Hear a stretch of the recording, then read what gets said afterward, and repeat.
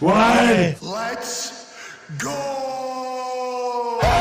This show fucking stinks, and the fact that you listen, we are very, very thankful for it. AJ, you never cease to amaze me with your toxicity, pal. You got a couple of these? God damn it! What the fuck are you doing? Fuck Boston.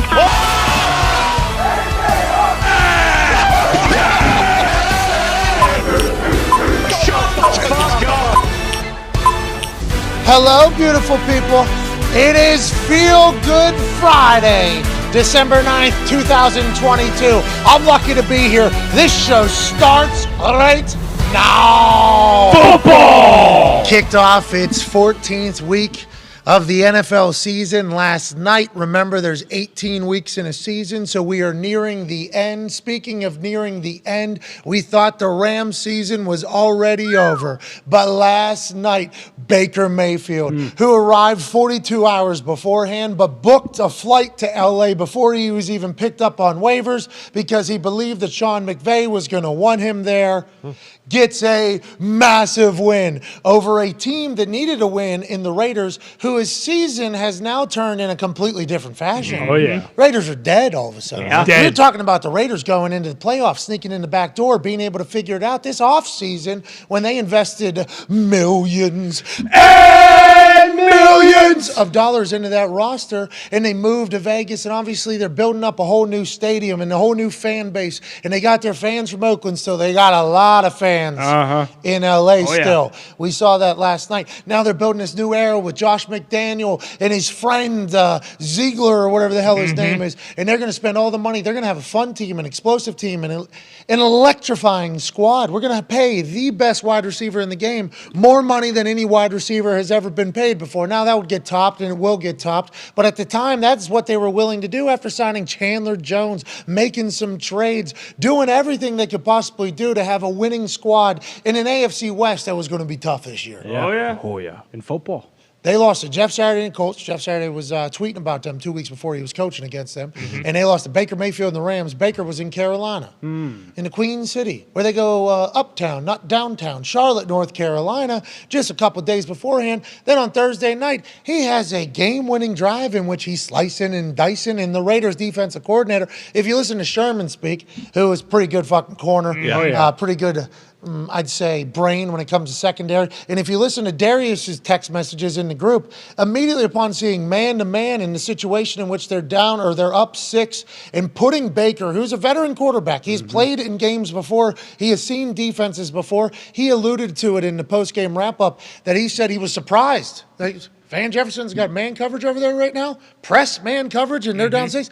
He said he was surprised that it happened, knew exactly where he was going with it, throws a fucking seed to a guy that he's probably only thrown maybe 7, 8 balls to in his entire life, maybe more, I guess, in warm-ups, probably 15 to 20 more. So probably 32 balls he's thrown to. Has to be in perfect sync with this guy. Drops it in a bucket. Van Jefferson times it out perfectly. His speed matches the ball, which is all anything in timing-related conversations about. Got a rookie on him. Great defense, great play. Yeah. But how the hell does that situation happen? We don't know. Rams fans don't care. Baker can wear the number 17, and Baker said kind of a slaw number afterwards. Did not necessarily love it. He's undefeated in it, and Sean McVay should be acting in that exact way because there's a lot of calls to question on whether or not McVay is a fucking great coach. Other than the year that they go win the Super Bowl, what have they been? Have they been a team that we were scared of every single time? Have they been a team whenever they had Jared Goff that we knew they were going to be successful? Yes. Do we think they're going to win the big game? No. Then he gets Matthew Stafford. They win the Super Bowl. He becomes the highest paid coach until Bill Belichick's clause says, oh, you're the highest paid coach. That's fun.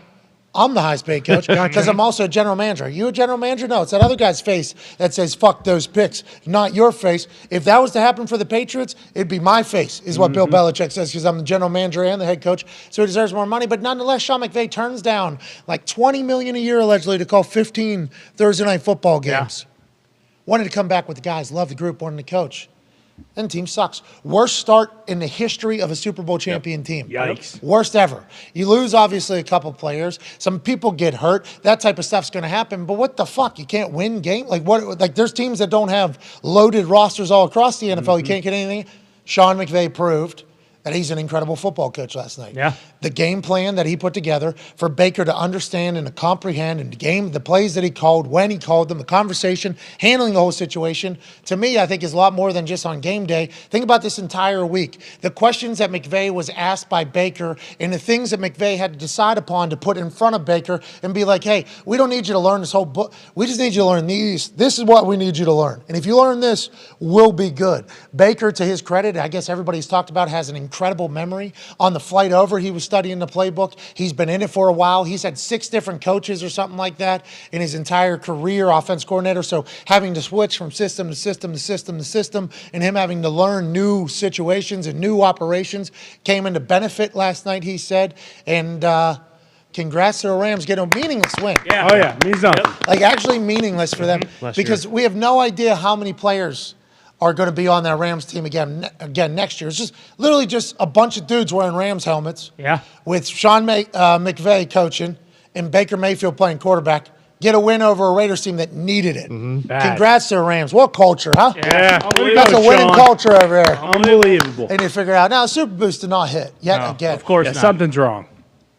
Now, I will let everybody know that immediately upon entering the Sunday today,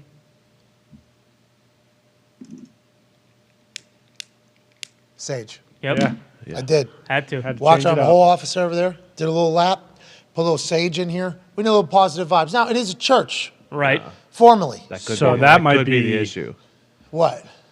Formally. Jesus might doesn't be the like being problem. kicked out of places. No. He wasn't kicked out. His people stopped showing up and paying. What do you want me to do? Which, I mean, we might just be the ones that are picking up that gripe. But he not that normally he's leaves aiming the it Holy at us. Ghost behind, right? Well, the Holy Ghost, we saved this is your former house. We're taking care of it. This place was rotten. What do you think this? There's nobody in this place for months and months and months and months. Oh, years. Yeah. There's nobody in this. We wanted to fix your house up. Is this really what you think? Sometimes. Toxic Table at Boston Carter and Ty Schmidt. You went to a Catholic school, Ty. Yep. You went to a private school. Is that something like, I feel like we, one of his childhood homes, we fucking came in and built it back up because he used to live here, moved out, place was for sale, affordable somehow, did not know that. Right. Sure. That could become is that going to become zoning meeting? Have to change it from not being a church anymore to being this? But it was sitting still years and years. You think Jesus is mad at us? Is that why our Super Boost isn't hit? Because we moved into Thunderdome? I don't buy that. Had we bulldozed this place and erected, something on top of it. Exactly. Now, granted, we did have to take the cross off the top because we wanted people to know, like, hey, this is no longer a church, because they did move out. They weren't paying. So maybe that could be, something that's kind of messing with the juju. But we, like I said, we cut didn't the knock fucking this cross. place down. We should have just put like a fucking coat over there. We should have just done something with the cross. We should have built. Hung like a canopy over Put it a or pyramid something. No, we should have built Weather like, vane. maybe. Illuminati There is pyramid. another one, too, out front. I mean, if Well, you we can't remember. do that. Can't put an Illuminati thing over top of it because then we would have been cursed even worse. Yeah. But yeah, I think just like How did you get it down? 'Cause I didn't. I said I'm not being. I had heard that Billy Tubes went up there and chewed it off with his teeth. I do believe Billy Tubes is a man of the cloth, but I'm not 100% sure. He did gnaw through that. Fed him for 2 weeks.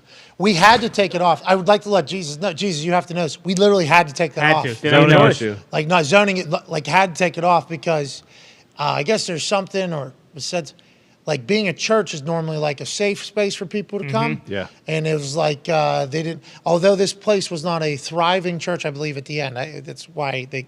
Or maybe they went Probably to 'cause another. there's 6 I think they churches. might have got maybe it was doing so well they upgraded to a different church. Sure. Nonetheless, it was sitting here for a while.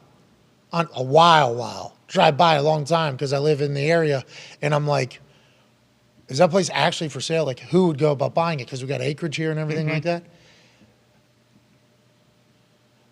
What are we supposed to do? Didn't have a choice. Yeah, That's no certainly choice. why the Super Boost. At Tone Diggs, you're here. Obviously, you're. Hey, congrats! You got the Super Boost this weekend. Hey, here we Good go, luck, Tony. Todd, go ahead and take the earphones out, Yep. wherever you need to do Uh-oh. it. You got the Super Boost this weekend, and let's hope that we had to do it. It was literally the rules. We did everything we did. We had to do.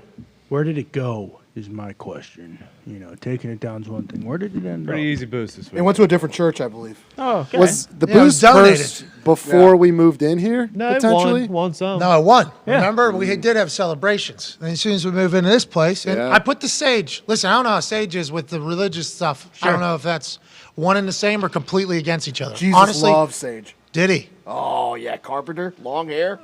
Smokes a lot of sage, you're saying? sage. Oh, yeah, a little bit of a hippie feel you're getting from Oh, Jesus. yeah.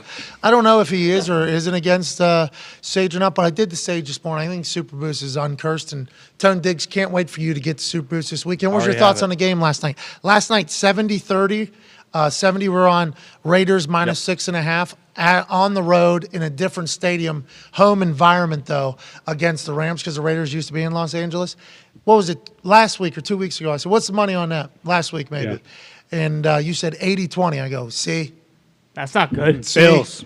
And I went against it. I'm like, I'm a genius. Now I'm an actual sharp.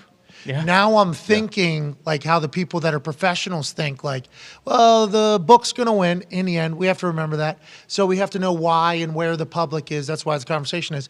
Then yesterday, I'm like, well, recent history tells us that that type of skew in percentages of money doesn't matter anymore. And then as I'm watching that game unfold last night, I must have thought to myself so many times, like, this is the get back from last week, the 70-30. This is exactly what it is. I should have fucking known it. How come I didn't think about that when I was making my pick on who was going to win? When I was betting handsome, I thought this was a layup from the football gods for us. Simple. Oh, yeah. I thought this was a layup, 6.5.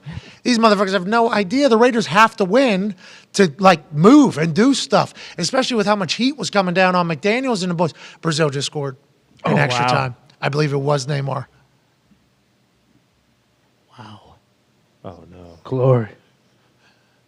Not Gronkowski. It was a sick goal, too. That was good ball movement. Yeah, that was. They What just a goal. I thought it was over. Nobody plays a beautiful game like the Brazilians. I mean, literally just boop, boop, boop, On a boop, string. boop, boop, boop. And then, no, passing. Yeah. Oh. And then Neymar Back heel? No. jukes the goalie. Yeah. Excuse me. Not going to flop like Brazil had been doing all good. Oh, filthy touch. Brahimovic. Lamimovic. Yep. The goalie, what was he doing? No, what is he doing? Why does he have his hands? Go get the ball. Gotta go for the ball there. Go get the ball. Sacrifice your He's stomach. allowed to use his hands. Hey, congrats to the Brazilians. Apparently moving on to the semifinal of the soccer Lombardi. Great goal. Anyways, should have seen this one coming, I guess. That it was Yeah. only 6.5. This felt like a fucking layup, Tone Diggs. What is the deal? I don't want to. You know who spit in the football god's face? Well, I assume it was us when we cut down the No, cross. no, it wasn't us. It wasn't us that cut the cross, too, by the way. Nope. Independent third party. We were Okay. fine last How are night. they doing Okay. now? First half drives for the Raiders. Touchdown, field goal. Fucking just didn't punt the ball half until Super boost. Jacob scores. First drive Yeah. down. Yeah. All we need is All- one more touchdown from Josh Devontae's Jacobs. got 70 yards in the first half, okay? Eyes closed, catches the ball, one-handed. And then Like that. Derek Carr did whatever he did at the very, very end of the half, okay? You're Look at going this, into look at a this. Eyes covered. Boom. Catch, no problem. How you doing? Keep moving.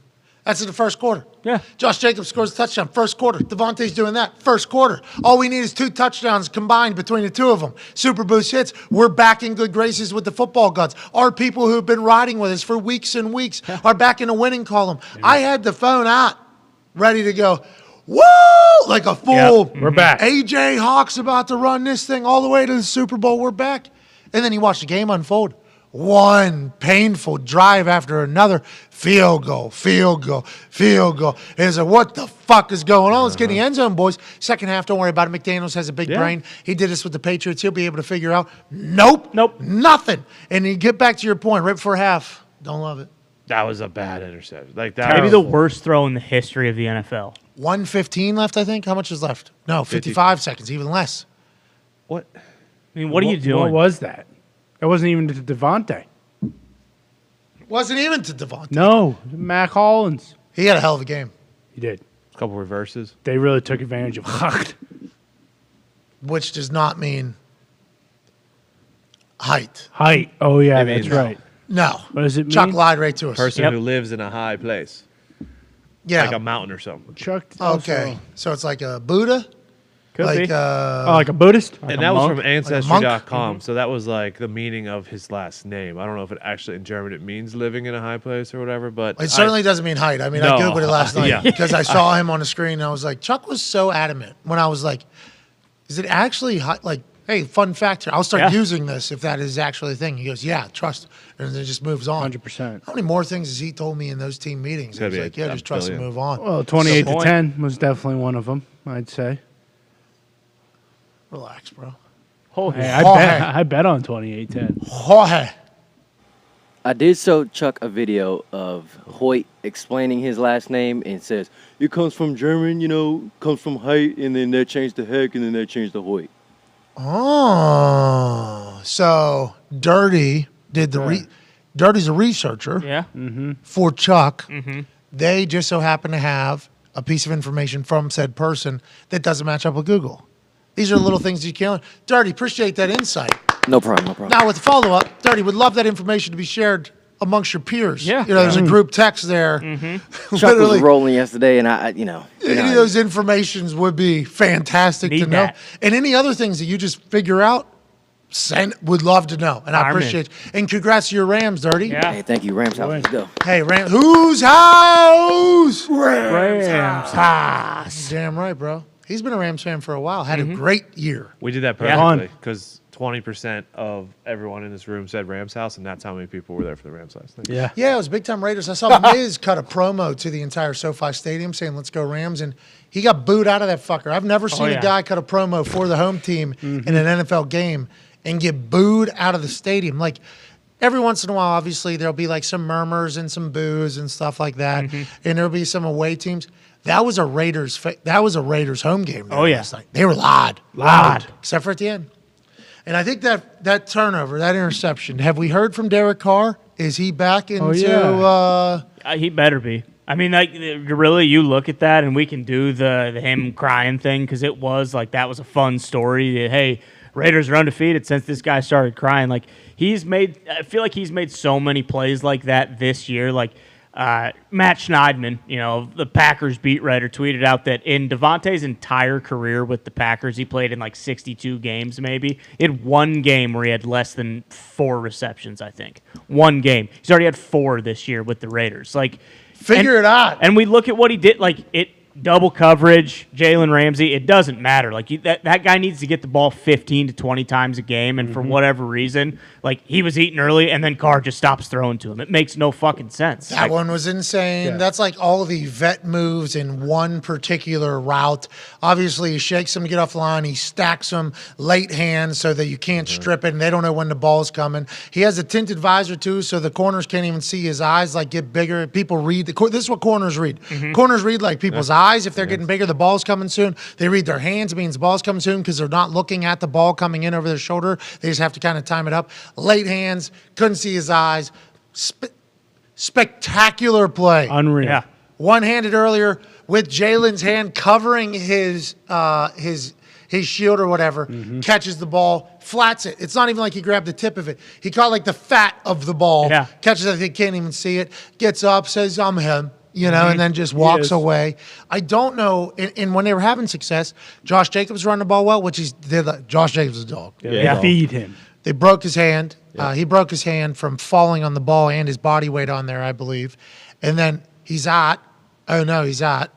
Then he's in. Let's have him throw a ball. Yeah. Broken hand, had him throw a ball. And the trickery is just like a part of their offense. They do a lot of double reverses. They do flea flickers. They do double passes. They do all that stuff just as part of the offense, which I love. Yeah. I wish there was more creative gadgets.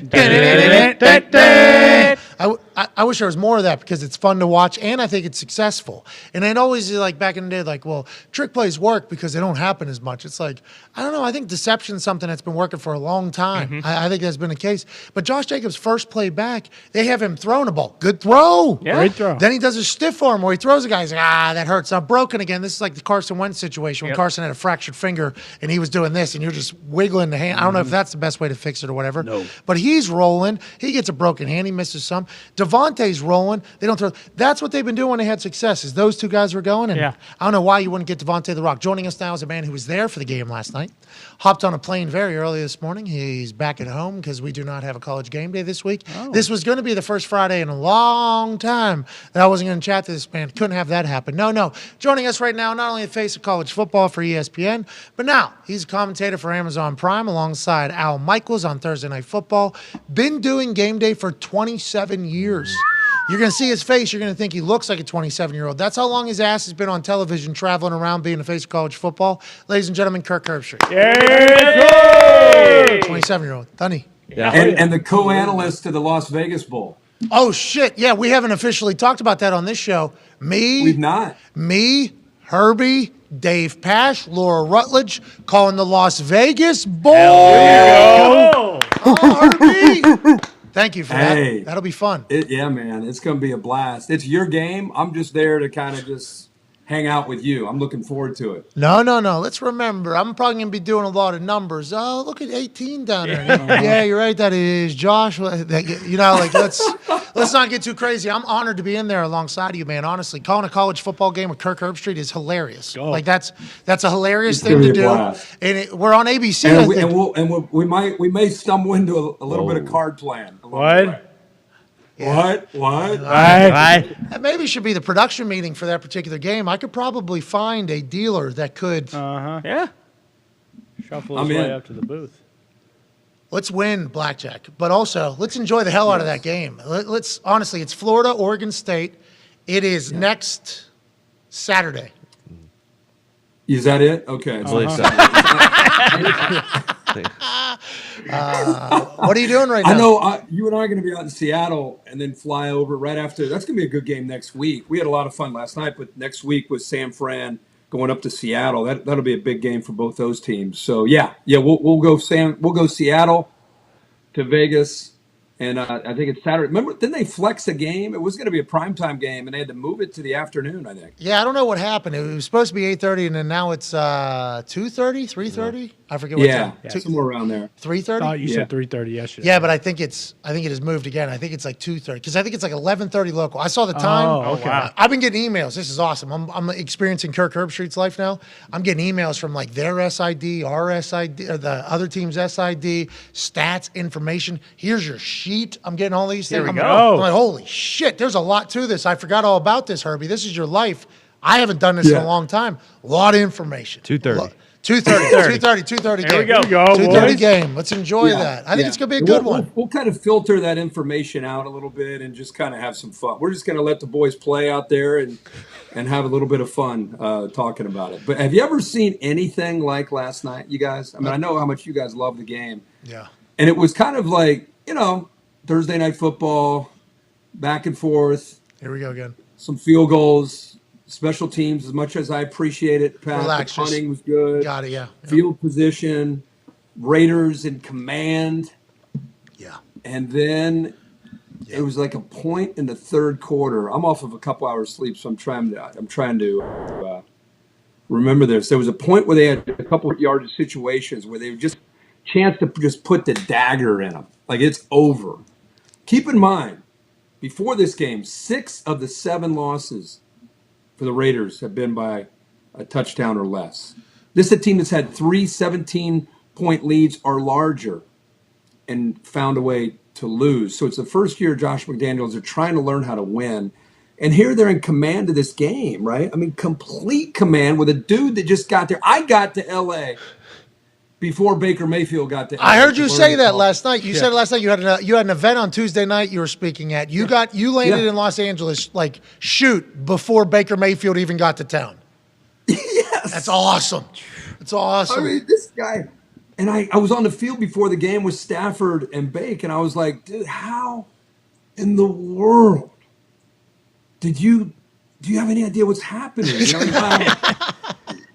like, I've got the wristband, and he's like, we're just gonna have to go with that. Sean doesn't ever usually use a wristband, but we're gonna do it. And he's like, one of the things I have is I got a great memory, so that's helped a lot. And then I talked to Liam Cohen, their offensive coordinator, and he's like, listen, man, I've never seen a guy take notes like Baker Mayfield in these last 48 hours, like just page after page after page from the flight over into LA, page highlighter out.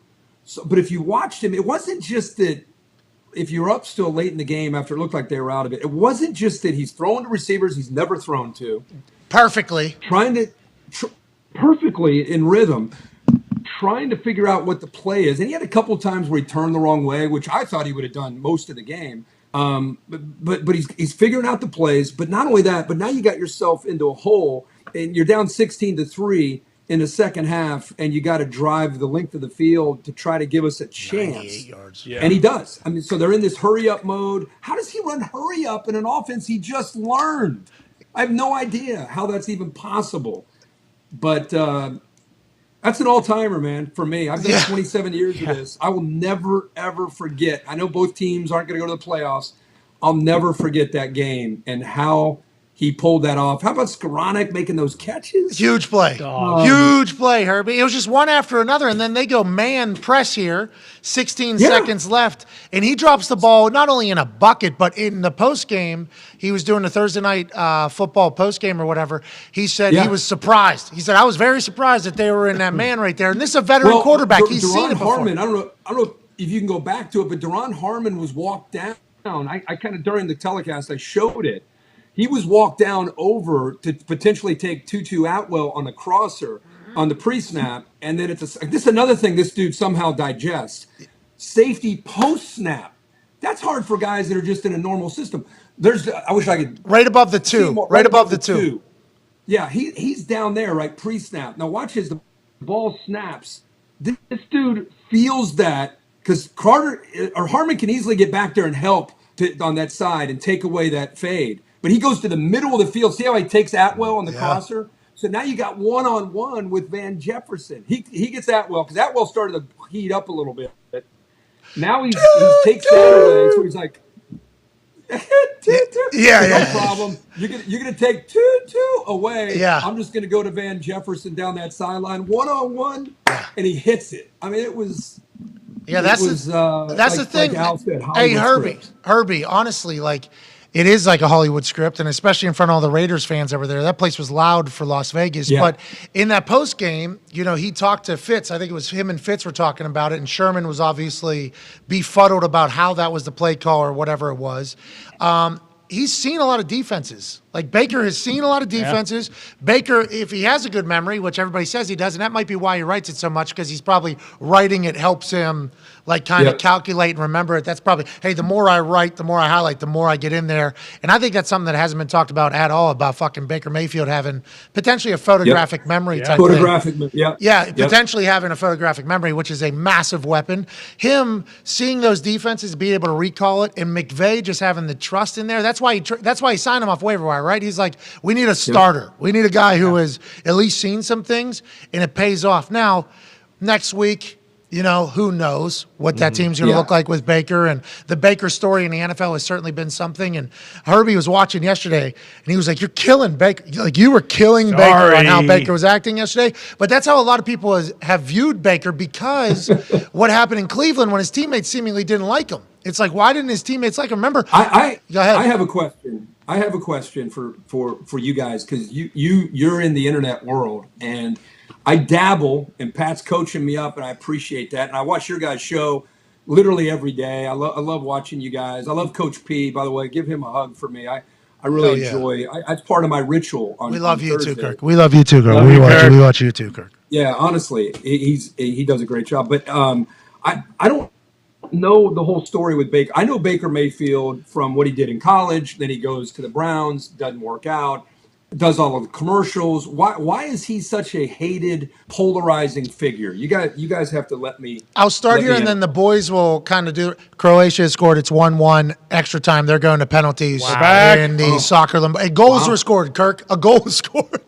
Kirk, classic Ohio football guy.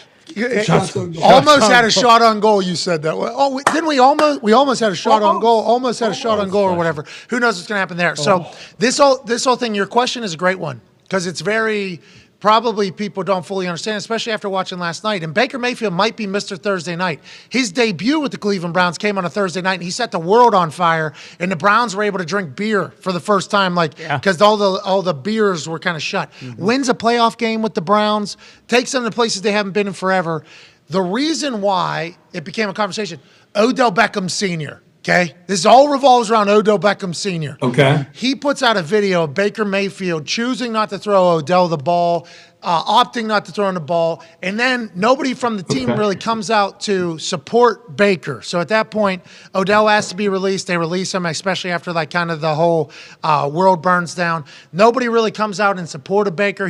There's a couple shots shown on the sideline where he's walking down the sideline. Nobody even fucking looks at him or says hello to him. It was clear that he and the Browns did not get along. So I think that's where it all begins. But Connor, what are your thoughts on why Baker Mayfield is viewed and played in the manner in which he was played yesterday on this particular program by you? Well, I think, there's some off the field stuff that's I think is irrelevant, but when, the NFL is running commercials of Baker with the whole progressive thing and his home is Cleveland and he's doing all that stuff, and then, they're not having the results on the field, and you mentioned it, there was one game against the Patriots in New England, and granted the Patriots were up, 50 or 40 to 10, but he walked on the sideline and there wasn't any, high five. No one stopped him to say, hey, we can get back in this. And he wasn't doing that to other guys. You would kind of expect the quarterback to be the one hey, we can still, make an effort, do something to kind of at least have some momentum into next week. And there was none of that from Baker. And you also have to remember, Herbie, Manziel was there, right? Yeah. And Manziel kind of Baker Mayfield.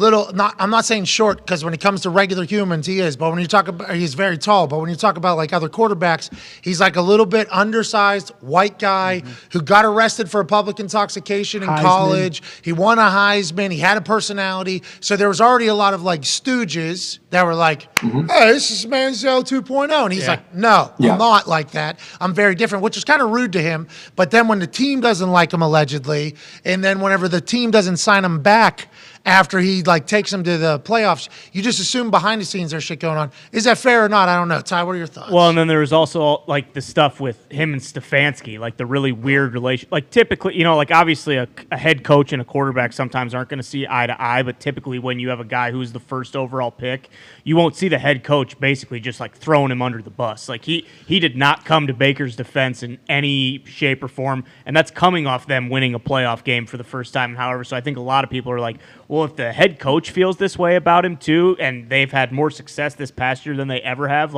he must be a shitheel. It's crazy, Kirk, because I think there's this is it. All right, we'll wrap it all up. And Cleveland. Don't forget that he just played for Cleveland. Yeah, Tone from Pittsburgh hates Cleveland. I mean, that's going to be something. But preconceived notion, okay, because of things that have happened in the past. Then you see examples of things that would feed that. Now you got an entire narrative. You know what I mean? And that's kind of what Baker Mayfield's thinking. He could change that all, though. Yeah. Oh, yeah. He could change that all. That's what's good about everything, I think. Go ahead, Herbie. I was just going to add, I everything you guys talked about, I think I kind of witnessed a lot of that. And I would probably tell you that he hasn't helped himself, from a PR standpoint, how he's handled some of these things. But that doesn't mean, I always pull for the player. This doesn't mean that he is throw him in the trash, he's done. Here's the key to me, and I don't know if he's going to stay with the Rams or not, but I still think he can play, not because of last night. I would have said that before. The whole thing with him is he's got to find a way to get to a franchise that the play caller gets his wiring. He knows how to feed into, because I'm telling you something, John Wolford started that game. He had the neck issue. And Baker came in that second series, and it was vintage Baker Mayfield. He's been there for 2 days. He comes in, and the juice in that huddle and the energy for the offensive linemen and the receivers, it elevates. So I'm just telling you, I don't know if it's Sean McVay because you got Matthew there, but my hope for him was he would find a guy that gets him and that can channel some of that potential outside focus into winning and into the scheme and into being our guy. And I still think he can be productive in the league. That's just me personally. Besides all the the annex. And we don't know him. He's never been on the show. Nope. I've gone to bat for him on ESPN before and other platforms. I always have. But I think like everything we just said there about all the examples of like he needs to hear that. Like I think like somebody needs to tell him Totally agree. like hey, you can start new here with the Rams. You can completely change the narrative about you. You know what I mean? You come in Totally 2 agree. days, ball out. This guy's football acumen's good, right? You have to respect it after what happened last night out of nowhere. Have to. If he wins over the locker room, which good start. Yeah. Hey, great way to start. Like, this guy's bringing us happiness. This guy brings wins. He's bringing us happiness, probably in good graces, and not make the same mistakes of the past. And I'm not saying he did it at Carolina. This is all strictly from Cleveland.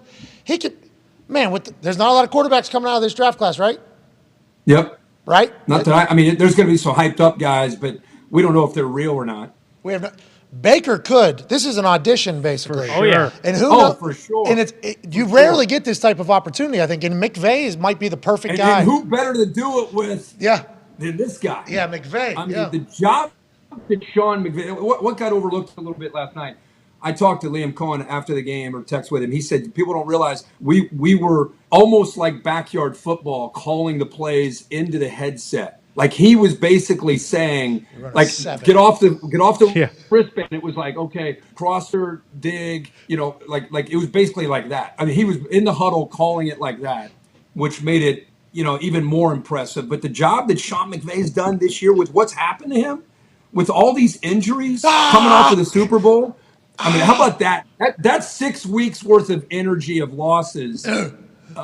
And then you got that. We need to stop that, but I love it. Love it. And then Raheem Morris, the defensive coordinator, doing just enough to kind of keep them within that striking distance to come back. So they stalled a great offense. Man. Hey, they stalled a great offense. That turnover at the end of the first half, 55 seconds left, is massive. I mean, that is a And how about how many 3rd and 1s and 4th and 1s when right before the 2 warning, it's a chance for the Raiders to end the game. And they're unable to do it. And, Bobby Wagner's getting penetration. How good is that guy, by the way? 11th year and still making plays, as instinctive as any backer in the league. So, yeah, it was a good effort. That team's 3-9, 6 straight losses, and still fighting to win games. And we've talked about him for 38 minutes. Yeah. So that's pretty good. Yeah. Win. That's pretty good. That's big stuff. Normally, you don't talk about 3-9 teams like this, but when Baker Mayfield comes in and does something magical like that, you have to chat about it. Go ahead. Next week, Seattle. They're out there, Niners. Mm-hmm. So we're trying to figure out the schedule right now. I think I'm going to be there because I've been invited by a friend of mine. Here we go. And I believe I'm getting a credential. Ooh, let's go. So I think I'll be on the field. Hanging out. Excuse me, I am right over here. What's up, Shanahan? I never got to play there. So we've talked about this before. That's right. Hey, that place is wild, I hear. I've never been there. Me neither. I've never got to experience it. It's the only stadium, I think. Yeah. I mean, there's new ones, I guess, that I'll never get to, but that was the one. How do you say Kyle Shanahan? Shanahan down there. He's got a fucking player. That guy, hey. Brock Purdy. You know more about him, I guess, because he started 4 years at Iowa State. Love him. Hey, he's going to be a guy, huh? They're talking about By the way, Mr. Irrelevant. Mr. Irrelevant's usually like, take this guy over here. He gets cut. You were Mr. Irrelevant? No, but it's normally kicker, punter. Yeah. Like that's kind of how it goes. Yeah, so it's a guy that typically is not going to make the roster. How calculated was that to go get a guy as a 4-year starter at Iowa State? Cerebral guy, can pick up the system. We're not asking him to win games. Just know the system, know where Kittle is. Shanahan quarterback. Smart. Shanahan quarterback. Just be a Shanahan quarterback. That's all you got to do. That's it. And they found a guy just in case of an emergency, which they're in, to kind of keep it going. So that'll be a fun one to watch. Trent Williams says that Brock Purdy's motherfucking people. Yeah. Trent Williams says he seems like he's Peyton Manning out there. Wide receiver isn't the right spot. He's like, hey, need you 2 yards inside. Telling Trent Williams if he doesn't do something, need him to do it. It's like, is this guy the future of the Niners? Is Brock Purdy, is Mr. Irrelevant about to go on a playoff run into a career with the Niners? It's possible with the way all those contracts are. What would happen? Because all the pieces are in place around that position. Yeah, it's a good spot. To go play Buffalo in the Super Bowl. I mean, everything's in position to go. I got the Bills in the Super Bowl. Yeah, whoa. Von Miller news change anything? No. I love Vaughn, obviously, but I just think, Hard not to. well, you guys had Josh on the other day. There's just He's cool. something's brewing there that's good. I already know what I'm going to say to the fans after we win the Super Bowl. I've dreamt about it the whole thing. Connor, I apologize. Had to get in there about the Seattle conversation. Hey, that's going to be a long flight. Can't wait for it. Thanks for the invite. Excited for Vegas as well. Go ahead, pal. Yeah, well, Josh Allen thing's sweet, and the Niners, they signed Nate Sudfeld to a 1-year, $2 million guaranteed contract before training camp, and then because of Brock Purdy, they ended up cutting him. But Kirk, aside from winning last night, what was the sense that you got for the Rams for like the rest of the season? Like, is this strictly them just playing for pride? Obviously, they can't get a higher draft pick or anything like that. What do you get from McVay and Ramsey and kind of the leaders of that team of why and what they hope to get from the rest of the season? I was blown away. We do a Zoom with the teams that we can't get to in person. We weren't able to get with Sean this week, so we did a Zoom with him for about 30 minutes. And he's one of those guys. You get done talking to him, you want to go work out, or you want to go run, or you want to go do something, to accomplish a successful day. He has that kind of juice about him. But he was incredibly open with Al and Kaylee and I, just talking about how this has been some dark days for him, on a personal front, of just trying to maintain the edge that he always has. It's one thing when you're in the playoffs every year, winning the Super Bowl, to try to maintain that. It's another thing when you're lost 6 in a row, you played well enough to win in a couple of those, and yet I think he's really appreciated. The week before against Seattle, if you guys watched that game, they completely abandoned who they are with Stafford and Kupp, and they went to more of a under center with John Wolford, run the football, jet sweep, almost like a college offense. Play action off of that because Wolford could do it, move the pocket. It was kind of an old school offense, very different. But here's this guy's brain just constantly trying to figure out. So I would tell you, between him on the offense and overall the team, and Raheem Morris on the defense, and guys like Jalen Ramsey and Bobby Wagner, this team's, I don't think they're even looking at the record. I don't think it's about pride. I think it's about competitive spirit of just trying to win every single week. So I'm earning more respect for the Rams this year than I did last year when they won the Super Bowl. Just how they're handling. I get what you're saying, but no, I'm stop. telling you. They won a Super Bowl, dude. They won a Super Bowl, dude. Well, but they also had Aaron Donald. It was just one of those years at the end of the year where Stafford and Kupp and Donald were just they were a force. You're right. This is. Have you ever been on teams that were 3-9? I don't know. One year we were 2-14. We were 0-10 at one point. It was tough. Tough building. That's what I'm saying. I think that's what I guess. I guess I had more admiration. Got you. When people go through shit, they go through a storm, and they maintain who they are. Instead of doing this, instead of making excuses, like these guys are just meeting it head on.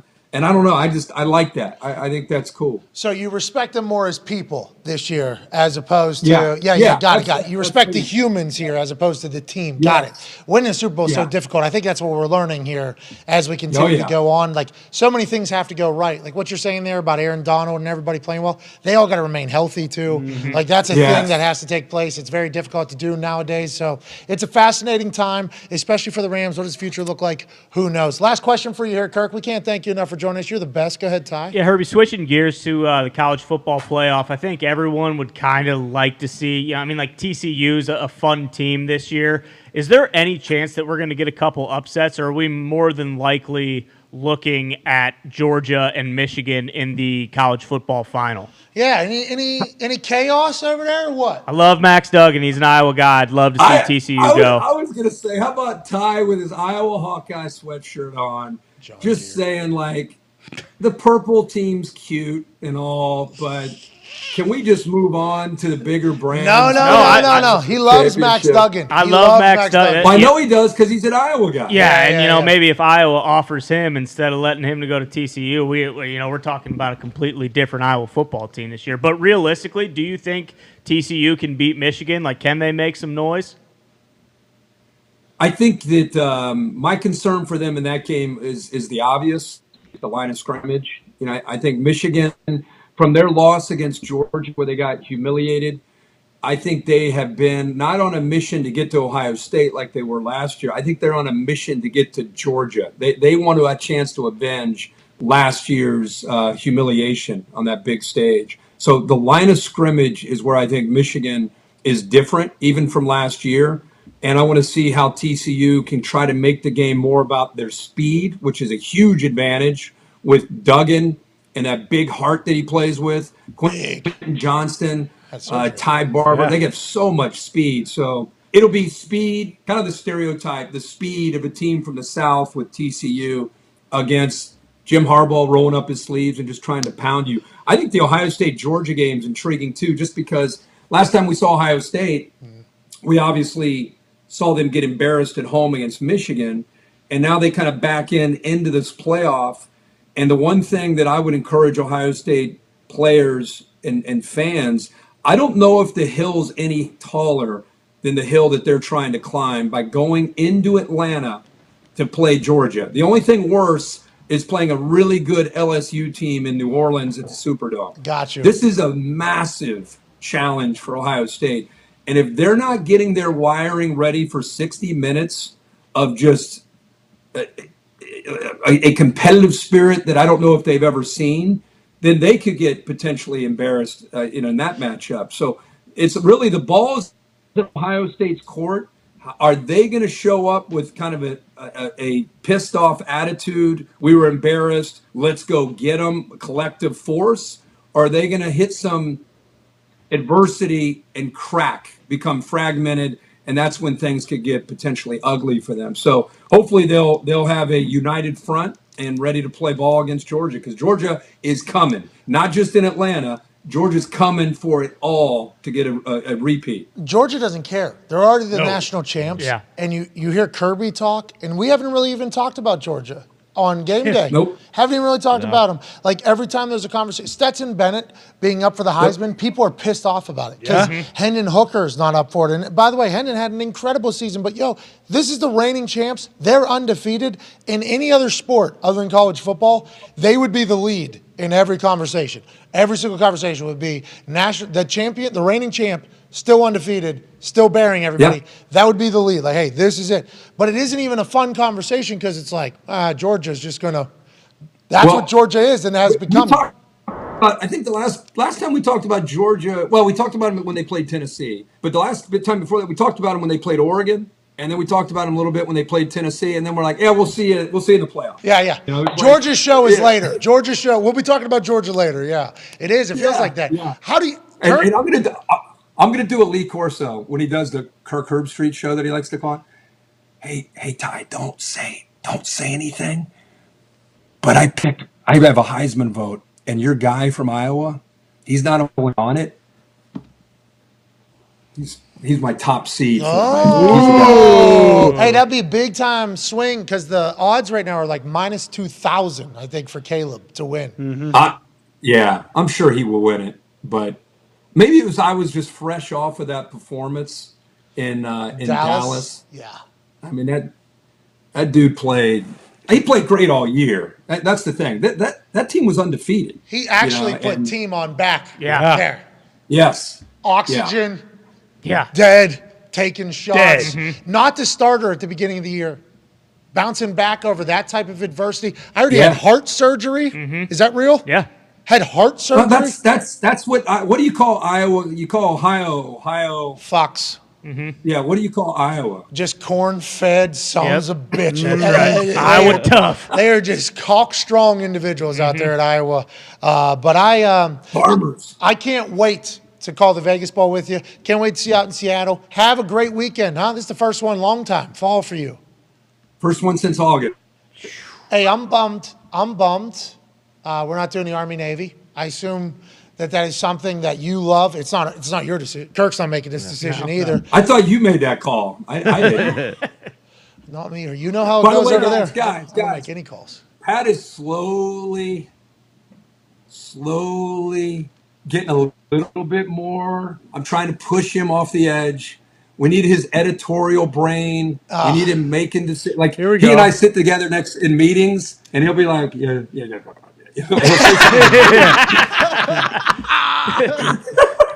We'll get there. We'll get there. I'm very honored to be a part of it. You're the man. Have a great weekend with the family. Catch up on some rest. You crushed it last night. Listen, dude. Listen, real quick. And I'm not blowing you. I'm just telling you the truth. You get the game ball this year for college game day. I've been begging you and your guys here. I've been begging you for 2 years to come on college game day, right? I had a vision, dude. All right. I had a vision of you being on this show, and I literally begged you for 2 years to come on this show, and I appreciate you making the decision to join us, and you have been a game changer for the show, not only on the air, as I've texted you many times and told you, as big, if not bigger, off the air. So thank you for your energy and everything you brought to game day. It's been a game changer for me personally and for the show. So I'm sorry to but Thank you, Herbie. Thank you. Appreciate that. Ladies and gentlemen, the legend, the voice of college football. Fuck off for all that, but I appreciate you. Ladies and gentlemen, Kirk Herbstreit. It's been a fun year. Yeah. It is interesting, those production meetings, though. It's funny. You know, because I'm just internet doofus, you know, in tank top. And then something will be said about the show. And I'm like, this show's been around for 30 years. I don't think that's a good idea, Herbie. Yeah. Herbie, you need to say something right now. I don't know if we should be doing that. And then Herbie will be like, I think we should maybe, and he tries to figure out a way to like frame it. Basically make me have to talk though. Oh, okay. He basically, I think if we, you know what I mean? That's what he like. He like How'd you does say that type that? of thing. He's been an incredible teammate. I'm very lucky to work alongside. 27 years that guy has been the voice of college football. And there's a reason because of all his preparation and research. And he added the NFL this year that we've been begging him to be a part of for years. So I appreciate you, Herbie. You're going to see this. I appreciate you. There you go, Kirk. Thank you, Herbie. That was fun. That was, That was very nice of him to say that because I was told by the internet there's a lot of old whites on there who assume that, man, Kirk and Reese, they must hate when Pat's up there talking, trying to make it all about him. And yeah, well, I can understand that. And I would like to let all older white people know that you're not all old whites. Yes. Okay, this is an important message that I think does get lost in there, and I should probably do a better job of explaining it. We all know who the old whites are. We all hate them. If you're listening to this show and you've ever been around me, you hate the same people I hate. They are the worst. People that have just kind of done something the same way, been rewarded for it at a high level because they've known people that we don't know for a long time. They're kind of begrudging to everything that happens. Every single change to what they've experienced forever, they hate. They normally have some sense of power of something. They think they're very important.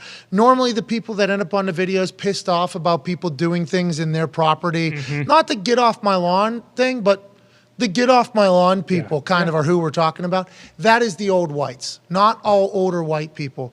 And I do feel like I have to explain that. I got a DM from a rather popular Italian man who's like 65 years old. Coach Diggs? No. Well, Coach Diggs would have sent this to me if he thought that anything.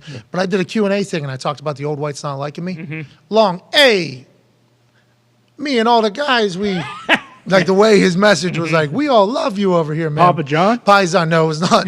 It was not John Schnatter. It was an internet personality.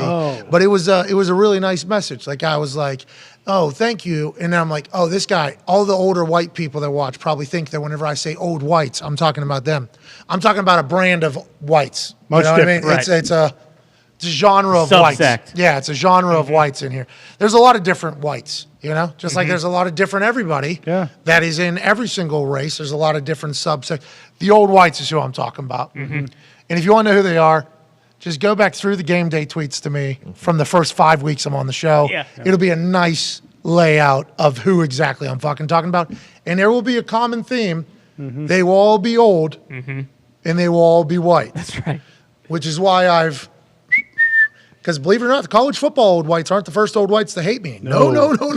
There's a lot of the NFL old whites. They also hated me. The wrestling old whites, they also hated me. The ESPN old whites, they also, everything that I've ever been dropped in front of a group, you can go all the way back to my fucking elementary school. If you're elementary school, junior high, high school, teams I was on, even associations I go to, everything like that. One group of people, and they all appear to be the same. And it's just old white people like this. But it's not all older white people out here. No. Need to make sure that's clear. Yeah, and if you don't want to go back through Twitter, just log into Facebook once. Boom. You know, you don't even have to. You don't have to go to Twitter. Dude. They're all hanging out. Do you remember on I went over there a couple weeks ago? Oh, yeah. It was, I can't do that. that place is wild. I am not mentally tough enough to go over there. Facebook is a different animal. Bro. not Facebook. They talk about, like, the old whites, once again, not all older white people. Right. Yes. But the old whites always talk about, cancellation this, and they're ruining this, they're ruining that. And then I just hopped over to Facebook, which is originally meant for, literally my graduating high school class was the first one that was national Facebook. So, like, I'm going to act like I can take ownership over this just because this is what they do. They grandstand on things. So I can act as if Facebook was literally made for my high school class. Okay? Yeah. So just know that that's who it was made for. Only can have a college degree. What these old whites have turned Facebook in. I killed it. Legitimately. Dead. Oh, yeah. And it's a vile place. It's a vile place over there. That really was the death of Facebook when they opened it up from outside of like needing a college ID to sign into it. And then I think, like you mentioned, like, high schoolers were on it. But once it really exploded and like your parents and like your grandparents got on there, like that was the death of Facebook. Not all parents, No. not all grandparents. No. But if you get a couple hundred people, think about how big the world is. You get a couple hundred old whites in one comment section, they can dominate that thing and just turn the entire narrative of the whole thing. Quick. People talk about the youngs, right, in YouTube comments. That's a disgusting place. That's a disgusting place. I took a little, it is, by the way. They're saying sure. there's wild things being said in YouTube comment section across the internet. And we're not saying that everything's said in there, but a lot of people are just fucking running their mouth, just talking shit, saying, despicable. We don't do it. We don't want people to do it. But it happens. It exists. That's reality. On Facebook, I was getting murdered over there by these old people. that place I mean, they were talking terrible shit talkers. Like, if I was to get in there, I'd be able to fucking bury their old white asses. Like, if I really wanted to, put them in a full pretzel. Really, if I wanted to engage and get into it. But that's a toxic place. I mean, it was toxic.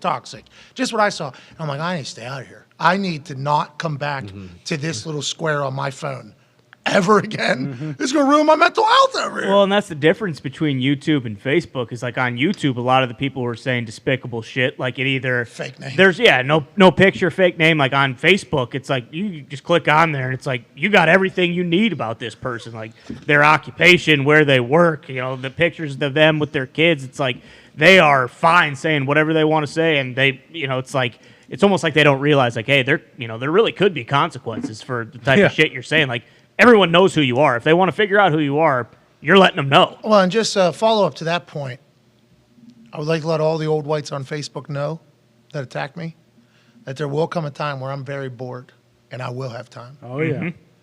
And if with the amount of information, to your point, that's on Facebook that I can gather on you, you have a lot on me. A lot of people have a lot of information on me. They know a lot about me. But like Twitter, whenever somebody, if I just want to, because I enjoy talking shit, and I think the people that, if you talk shit to me, not as much anymore because the size of the platform, I'd be weaponizing followers if I do anything. And it's like, I do feel like there is a responsibility for that because there's people that love us. And I can't fucking thank those people. And you are the best on earth. So if they see me talk shit to somebody, I feel like they think that I was offended. So then they're going to also, because it's like a war crime. Oh, you sent the call. Yeah, like that. Get 'em. So I don't get to do it as much. But back in the day, people think I didn't have time. Oh, I had time. I'm scrolling through their media. I'm back in like 2018 finding photos of these people, screenshotting it, cropping it, then mixing that with like a 2021 photo that they have. And they're like, and I respond. And I think of them just on the other side, thinking like, that couldn't be Pat doing that. It's like, Oh, yeah. I got the time. I have time. So I couldn't even imagine what the Facebook information that's available there, what I could really dive into. And maybe one day I will, but you old whites need to fucking chill, dude. All right? We're all on the same planet. Okay? We're all on the same planet, dude. That platform is going to be gone by the time you have time. You think? I don't think so. The numbers they report, now granted, they did get caught with their Facebook Live and their Facebook Watch, all of just making up fake numbers and running it up. So they can charge advertisers more and they can get richer quicker, and then their investors get money. And it's all a big fraudulent scam that nobody really has to account for because nobody has the answers, right? Oh, this person did this, the algorithm did that. And now we're learning about Twitter that no, humans were making a lot of the decisions for the algorithms. I'm sure that wasn't happening at other platforms. No, definitely not. No. It was definitely the tech that was doing it or whatever. But I think their numbers are always going to be good. I think Facebook Facebook's always going to be good because the metaverse that they're kicking off now, Yeah. they'll just always somehow figure out a way for you to have to be on it. When I had to log into the Meta thing, I had to find my Facebook login. Yeah. Same. The email that I had on Facebook doesn't even exist anymore. It was impossible.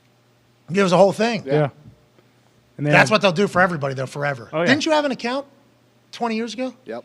Need to What's your password? log back into it if you want to go box an AI figure in here, if you want to get in the Oculus Arena, if you want to play ping pong against somebody from Germany in here, actual ping pong, you're going to have to figure out what that email password was from 22 years ago. That's what Facebook will do. I thought I was done with VR forever after that because I didn't think I'd ever get it back. What, the password? Yeah, the Facebook stuff. I had no idea. I haven't used it in so long. Yeah, it's unbelievable they're making us do that still. Just let us do Smart. an email login. Yeah. Bullshit. And I assume that Elon will fix that for, Zuckerberg if he ends up Hey, taking over Facebook. Twitter files number 2. Yeah, exactly. We did not shadow ban people. No. We visibility filtered people. Yeah. That's what they called it. VF. VF is what they called it. And it was actual decisions being made by the people in power at Twitter, picking accounts and tweets and going, nope, nope, nope. Nope. Those people read emails or letters. I am shadow banned, clearly. I have 1.2 million followers, and when I would put a tweet out, normally I'd get like 150 likes within the first 2 minutes, regardless of what it was, even if it was just a wave hello. People were pretty active. Now I have 0 retweets, 0 likes on the last 4 tweets I've put out in the last 5 hours. I feel like I'm shadow banned. Why did that happen? Can you fix it? Get a message back. Must have been a glitch. We will certainly look into it. Maybe try putting out better content too, and you might get more action. That is something that, like, they used to talk shit to people about, like, oh, sorry, your tweets aren't as good. Now all of it's coming. This is Twitter Files number 2. There's going to be 3, 4, 5 about the corruption that was happening at Twitter before Elon Musk purchased it. And you would never expect there to be any corruption whenever something's publicly traded. And one of the biggest funders never gets talked about. People mad Elon owns this thing. The people that had the biggest investment in Twitter before was the Saudi Arabian Sovereign Wealth Fund. Okay, so that's obviously better than Elon, I guess, in some of these people's eyes. Makes no. I'm not even getting into the. Exactly. I'm not even getting into it. I'm not even gonna dive into it because I don't know enough about the world to dive into that. But I've been on Twitter since the beginning. For before the Saudi Arabian Sovereign Wealth Fund, Right. After now into the Elon world. I've enjoyed the platform. I don't know. But what we're learning about that through these Twitter files is certainly alarming to the platform that I've called home for a long time. Now, obviously, I'm just a sports dude, so I'm in my own world. I think there was times where my account was potentially not visible to my friends. Oh, yeah, we talk about it all the time. All the time. You'd put stuff up, and for the show and everything, you have tweet notifications, so we know okay, I gotta put that into the group or whatever. There'd be days where it'd be like, Jesus, Pat hasn't tweeted in 3 days. What the hell's going on here? And then I'd send an email. Yeah. I'd be like, hey, I think they're like, no, sorry, you're it was almost like shit talking my tweets. Like, well, sorry, you haven't really got as much action as you used to. I'm sure you'll figure it out or whatever. And then 2-3 days later, it would just kind of get undone or whatever. And I'm like, I guess we're going to find out if that ever happened. I'll be excited to know if I did or if they were right if that ever took place. But I think it was happening to a lot of people. They're talking about just in the political field right now. I think they were doing it just out of spite for some people too. For sure. Honestly, I think it was potentially. Well, anytime you have humans making decisions, who knows what they're doing? Well, and they said one of the things in the email was it's actually a very powerful and effective tool when deployed correctly. It's like Just silence people. yeah, absolutely, absolutely. I wonder if they were a part of any misinformation that was being pushed or withdrawn from. No, they're all good people. Yeah, not a chance. No, they all had good intentions, right? Yeah. They weren't trying to sway people's opinions into believing one thing or another, were they ever? No, Because why? that's you not wouldn't- right. That's not you. That's not why you would silence one thing and promote another thing, right? It wouldn't be to make people believe in one particular way. No, just because you think this one's more true than the other one, right? That's what it would be. I guess. What the fuck, bro? This is a Feel Good Friday. Let's get past it. We can't figure it out. I was going to say, This isn't about us. I'm about to get canceled if we keep talking about this. This I'm gonna say isn't. something. No. I don't think anybody should get that upset about it. Sure, I know. But it is some real. There's some real shit going on, and we're a social media business, so obviously we have to deal with the social media platforms and what they choose to do and how they choose to go. Like YouTube putting in shorts at the beginning and being baited, and now it's being a real thing. It's like, okay, so now that should be treated as if it's an Instagram reel. Oh, that was stolen from TikTok. Like we have to kind of keep up with that, like what everybody's doing and everything's doing. Twitter has always been my main baby. I spent a lot of time on Twitter. Oh yeah. And now I'm reading that Twitter file last night, the Twitter files 2-1. I'm just like, I get to like tweet 13 or 14. Why have I committed my life to this? What are they doing? These motherfuckers have no idea. They knew the power they had. Oh, yeah. It's only getting better now. And they abused it. Is it?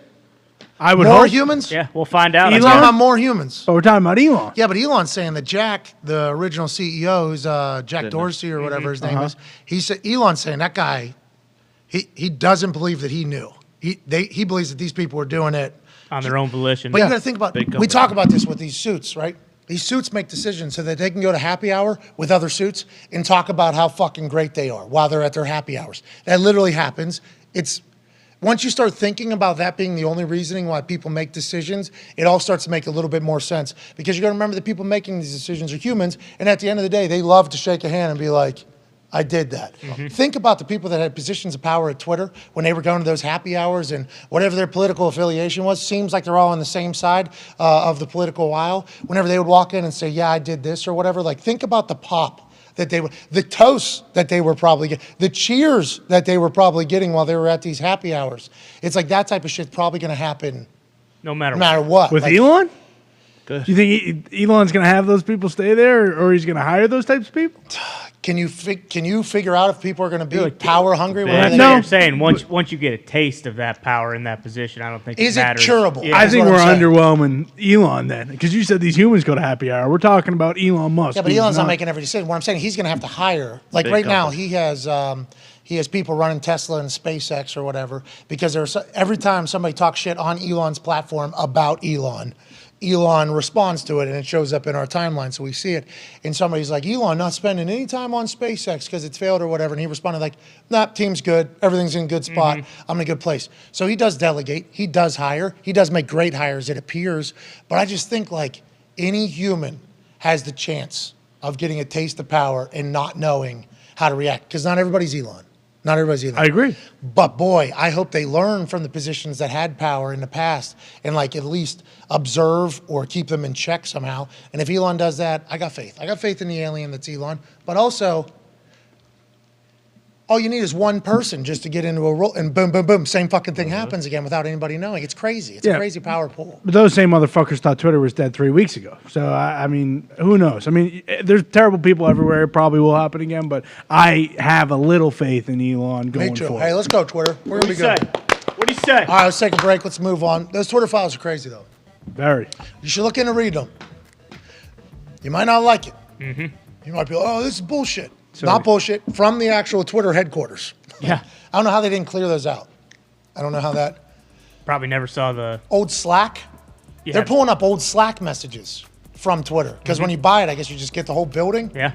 Oh, I get that computer that has that Slack message in it. Cool. Now we can just scroll through the entire Slack message and see what everybody said. They have Slack messages from people like saying, let's do this, let's do that. It's not fun to read. For some of you, it's not going to be fun at all to read. But it's reality, and we have to treat it as such. Speaking of reality, Baker Mayfield's undefeated as the Los Angeles Rams. That's right. Hour 2 is on the other side with A.J. Hawk, and also maybe a surprise guest or two. Whoa. Nice. Yeah, I might start firing off texts on this Feel Good Friday. It's great to be in here, man. Yeah. Fucking A. First time in a long time. I know, I'm pumped. I'm going home tonight. Yeah. After wild. the show, I'm going back to my house. It's weird. It's crazy. Yeah. Let's go, dude. Let's have a good day today. Yeah, here we go. Hell yeah. Oh. I take the pinky ring off. It's like I'm taking a poke. Should we put this in? We should put it in. Yeah, probably. Might as well.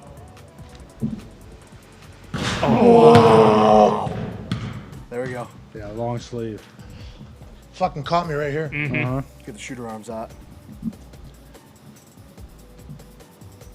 I'm not saying it. Okay.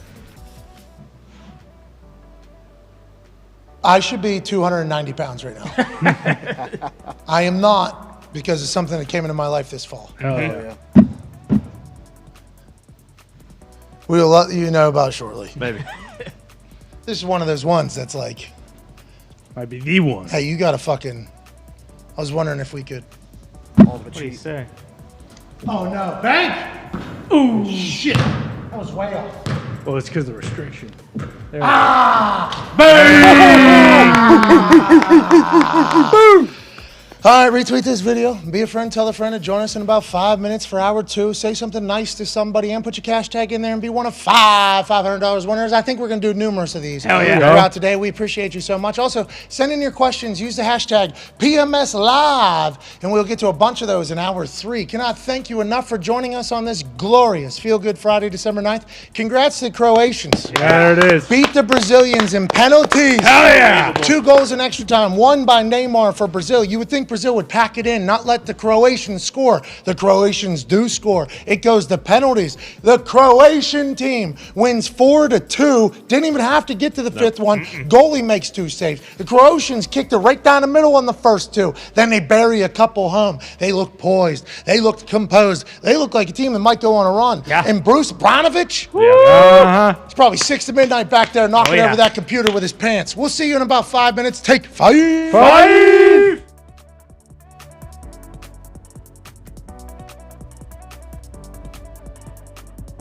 What a game. And it didn't go how we thought it was going to go. Tua was off. Tua was missing Little balls. bit. Then Tua hit a couple. And then on the Niners side, they lose Jimmy G with an apparent broken foot. Think about how small your bones are in your feet, how many of them there are.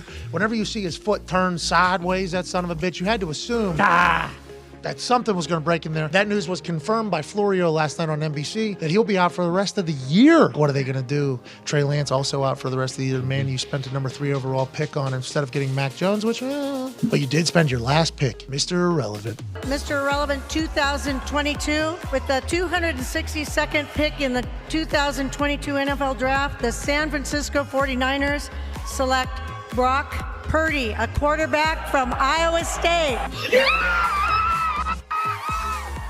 He fucking comes in and balls. Yeah. Brock Purdy put on a Purdy show yesterday. Yeah. Remember, this guy's Mr. Irrelevant fucking Brock Purdy playing at Iowa State just a year ago. Now he's being put into the middle of a situation. Biggest game of the day. All right, Dolphins versus Niners, big game. Biggest game, in the middle of it. Take over, how you doing? This dude's moxie is off the charts. Absolutely. He stayed in the pocket on a 3rd and 10. 15 is already opening up his entire arms in his face. He sticks in there and delivers a dime to George Kittle. That type of throw, staring down the barrel, that type of courage, especially in a league that he's never played. This is his guy's first snaps in the NFL. Yeah. He has no idea. Maybe he doesn't know what he doesn't know, but a lot of people get scared there, tuck, turn, run, miss the throw, and everybody's like, why does this offense stink? The guy's scrambling for his life. Well, also there's a chance that for another half a second you sit in there, somebody gets open, you're going to have to take a massive shot, which quarterbacks have to do in the NFL. It is no fun. It's a bad part of the job, but it certainly takes place. This dude's sitting in the pocket, fucking taking massive shots to the jaw, seemingly throwing to the right people as well, because as we're watching everything DB and we're talking to AQ Shipley and Coach Pagano and everything we're watching and learning, against certain coverages, there's obviously holes. For him to know where those holes are going to be just by looking at it pre-snap is a level of football IQ that I don't think any of us could have expected from fucking Mr. Irrelevant. Losing our quarterback there in our second drive in the first quarter. Brock, you stepped it up, you came in.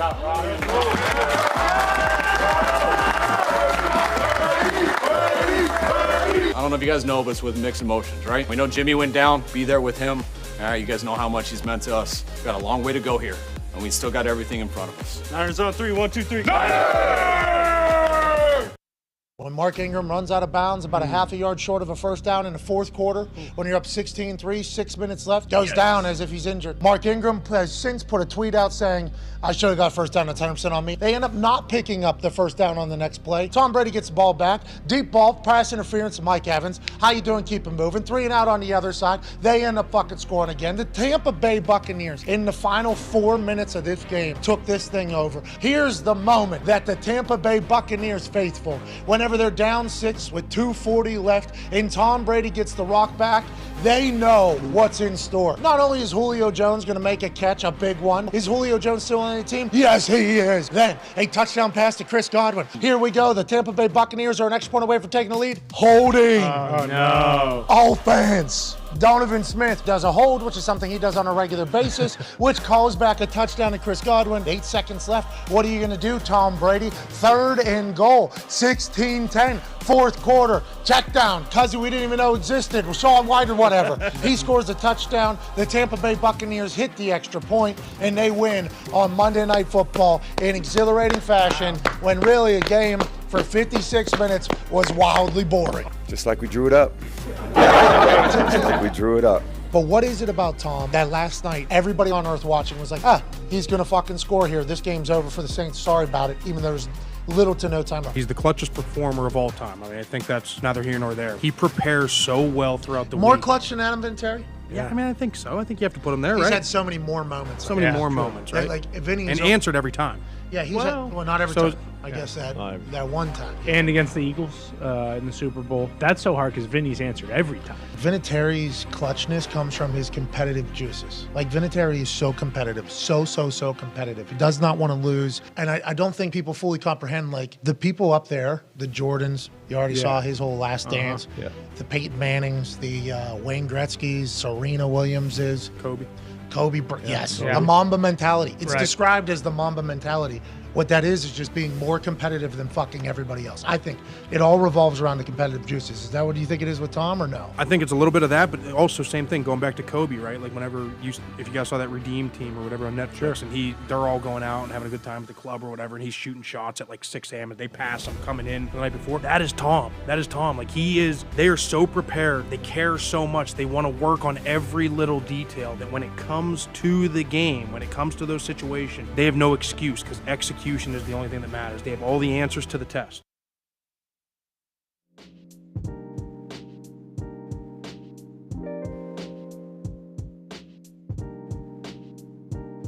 Hey, Why? let's go! This show fucking stinks, and the fact that you listen, we are very, very thankful for it. AJ, you never cease to amaze me with your toxicity, pal. You got a couple of these? God damn it! What the fuck are you doing? Boston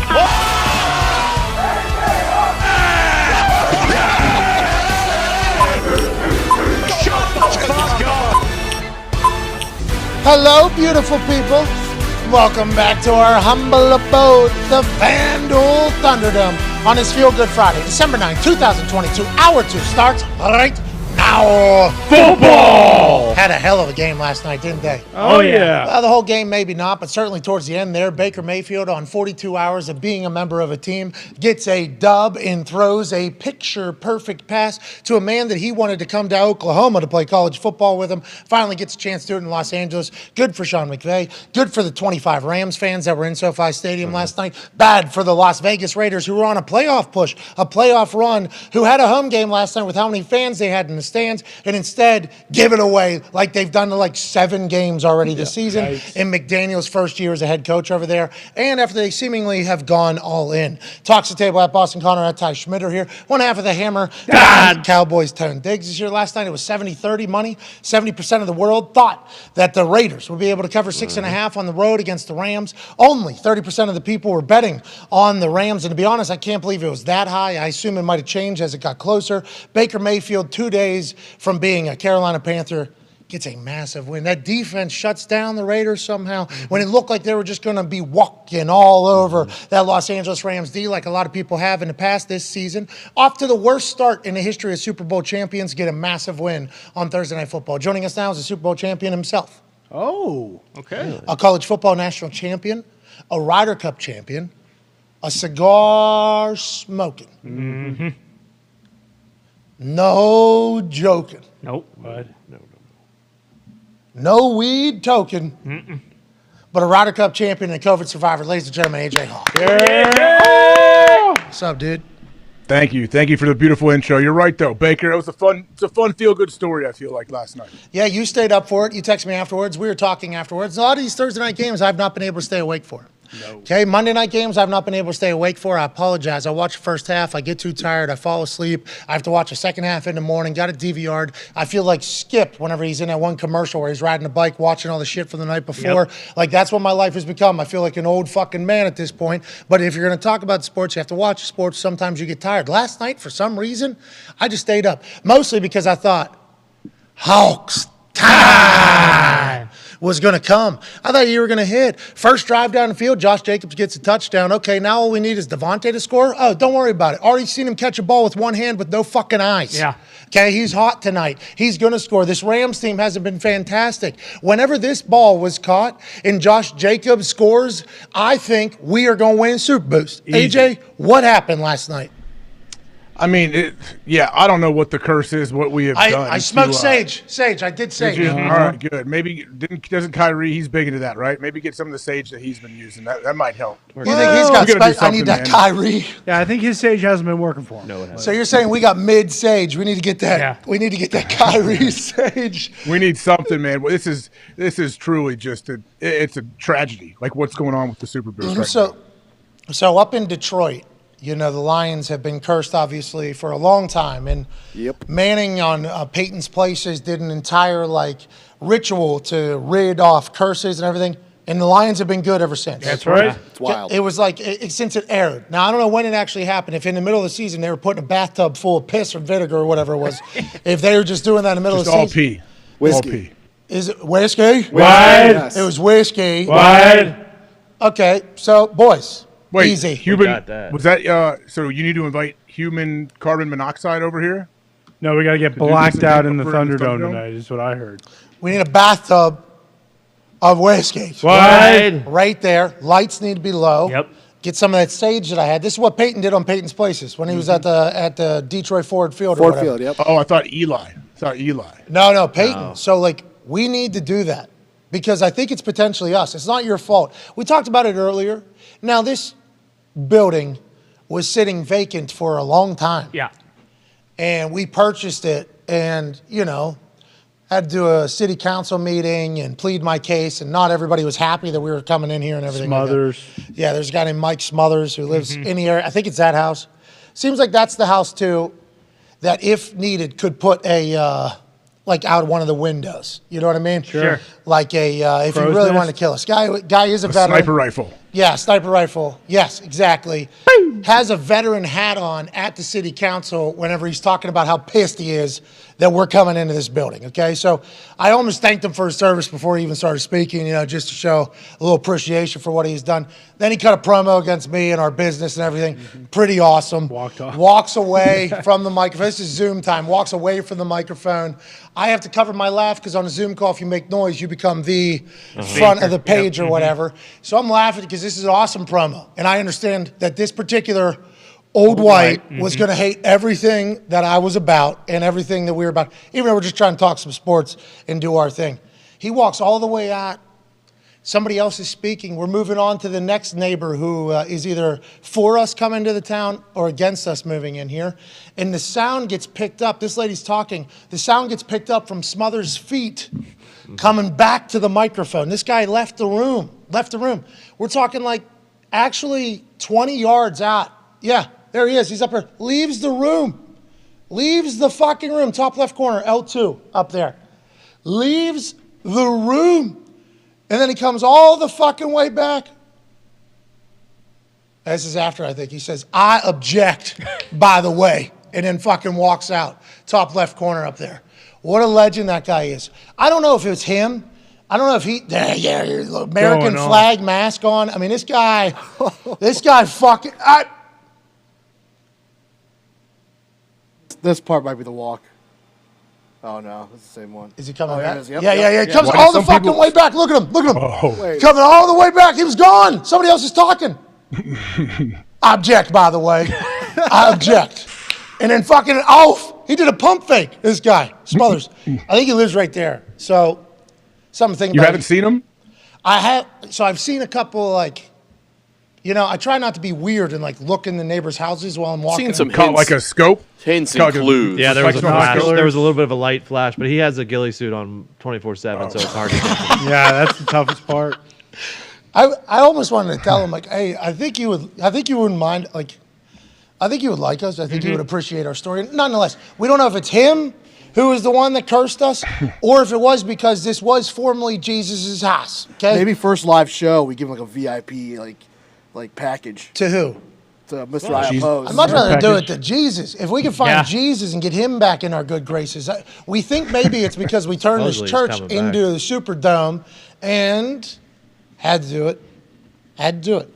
Yeah, sorry. We didn't want any stolen valor. No. They were going to I have knock a it cousin down. named Jesus. Had to cut the cross down off the top of the it has to be it, right? That has to be it. Yeah, that's why the whiskey thing was Detroit specific. I feel like we got to Get do it back up something there. that is, Thunderdome. We are not allowed to get it back up. We're not a church.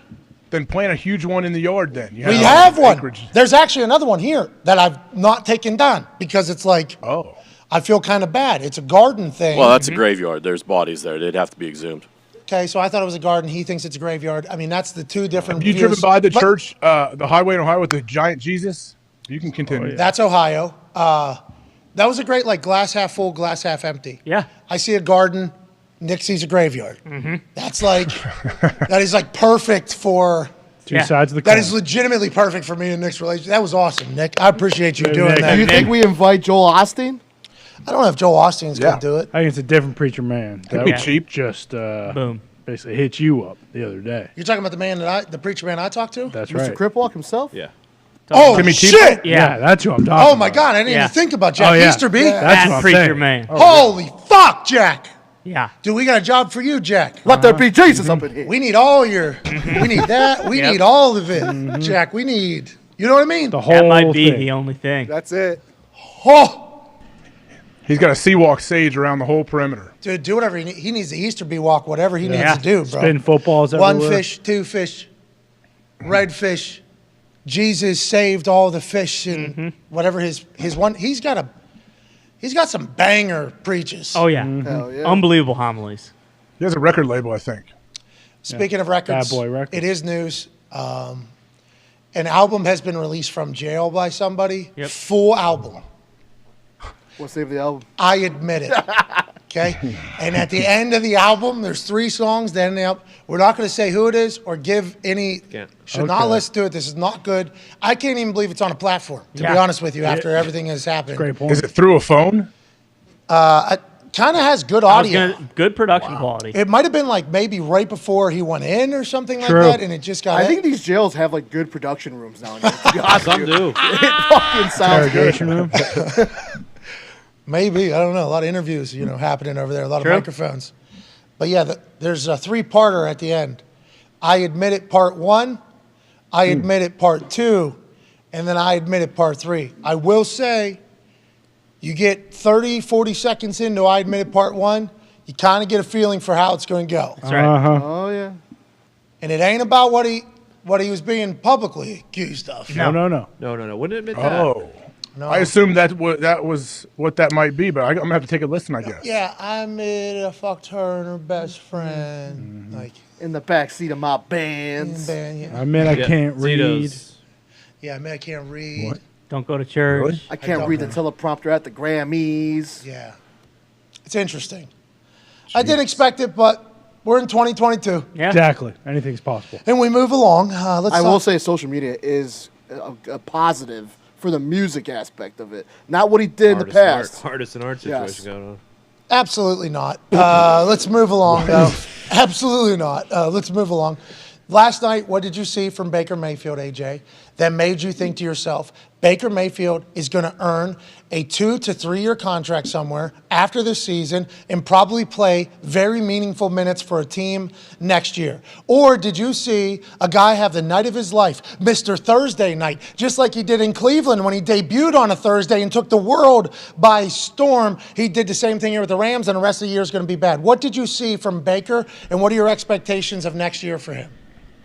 I mean, as far as expectations, every game is not going to be this whole storybook ending. You lead this unbelievable drive back. But what I did see is we know Baker was basically playing off of instincts here. And that's what got Baker to the number 1 overall pick.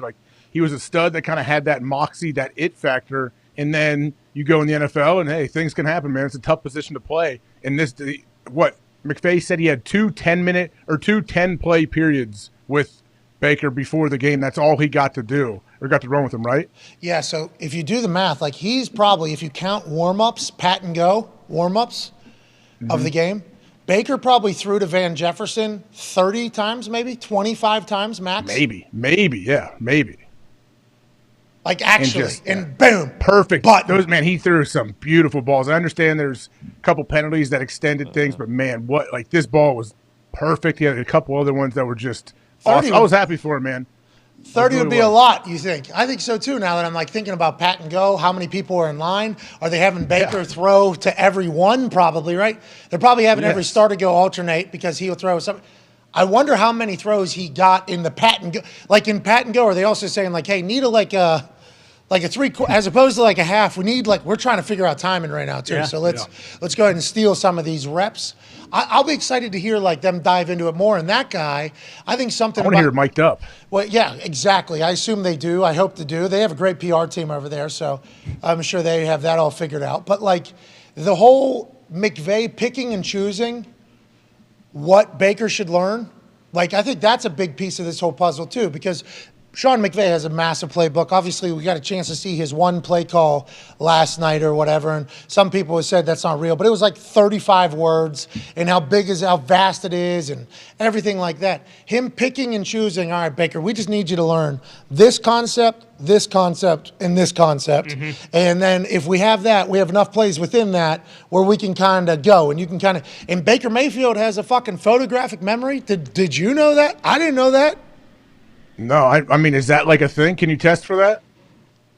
I think we just did. Yeah, if you get signed to a team 42 hours beforehand, and you in a 2-minute drill are getting things sent into your ear, and you're recalling it from the airplane that you were first learning it from while you're flying to LA that you booked before even getting officially signed or picked up through the waiver through the Rams because you just thought you were going to end up there. You were told you're going to end up there. It wasn't yet certain, but you thought so. So if he's able, in the middle of a fucking 2-minute drill, because I think there was a couple times last night, and Herbstreit talked about this, and I assume he has information that we don't because he got to call the game and he was there and chit-chatting with him. He said there was some backyard football happening between Sean McVay and Baker Mayfield last night. I think I caught on camera. I think they caught on camera. Sorry, I think I caught on screen. Baker was just sending numbers out to the wide receivers. And I'm like, is he literally just telling them, hey, I need a 4 out of you right now. Need this. That's hilarious if that's taken. That's old school. Remember, that's what Ben Roethlisberger was doing during the COVID year. During the COVID year, when there was no crowd, DBs were saying that they actually heard Ben saying, hey, run a hook to a wide receiver. Not this long play call where everybody hears spider 2 wide banana, blah, blah, blah. Just being you run a go. Yeah, you just need to clear out. Run across a drag. You do that. In the NFL, that doesn't happen that way. People are getting paid millions of dollars to make this shit more sophisticated than that.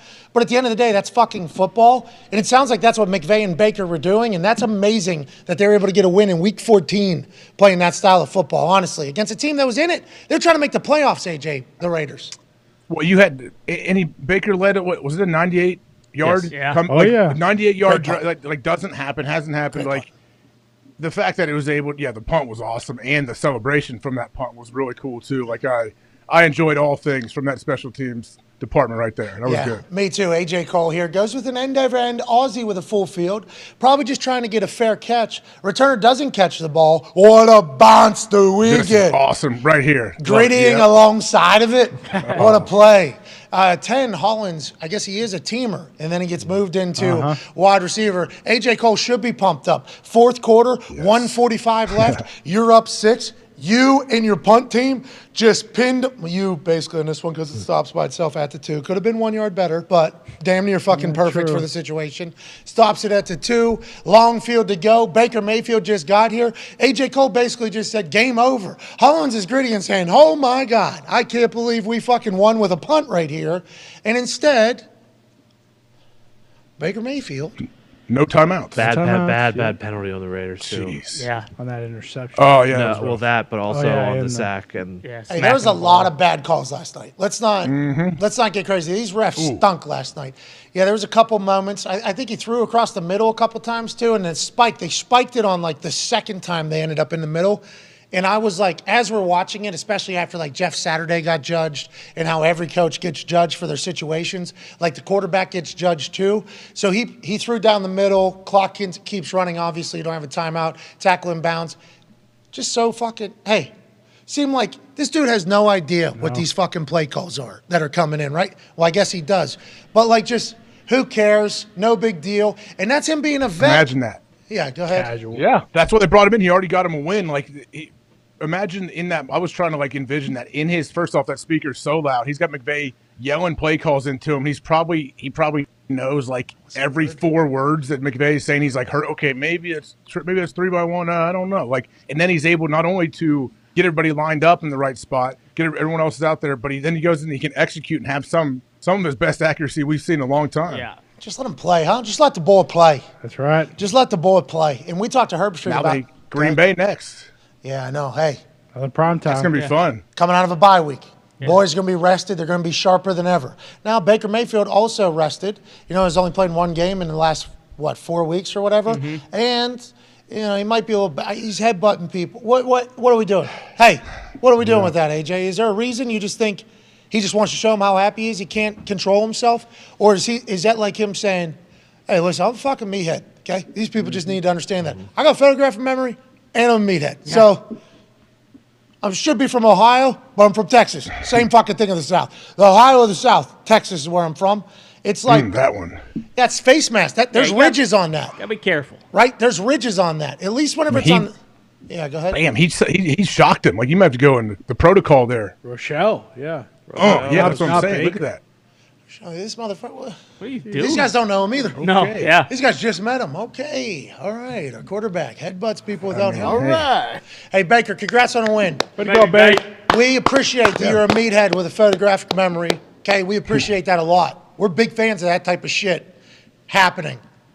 We don't need to be headbutting people. The real shame is, you know, finally the tears caught up to Carr because I heard that he was uncontrollably sobbing after he threw that interception at the end of the half. Should have been. And he couldn't see. Like, he was crying so bad the rest of the game, he couldn't see. That's why he had a 0.0 rating in the second half. I believe it was 2 of 7 for 11 yards in the second half, strictly just because the lights, like, was shining off the tears and stuff in his eyes and he couldn't see and do anything. That's one of the downsides of crying every single game. All right, well. Throws the sunset. I would like to know what Derek Carr said after that game because that's a tough game to lose. Brutal. Primetime game. Yeah. Must win. All your fans are in the other team's stadium. Yep. Paying a lot of money for those tickets, right? Because people are selling those tickets. For sure. Paying a lot of money to go into that game. Your fans are there. We still got to run. We're back. We're this. Ice Cube's there. You know, sitting next to Mark Davis, peace signs all around. They walked down the field on that first drive. Oh, yeah. Easy. Matriculate the ball down the field out there. That's literally boom, boom, boom, boom, boom, boom, boom. And it was like, we were golden. Yeah, gonna win it. Super Boost is golden. That's right.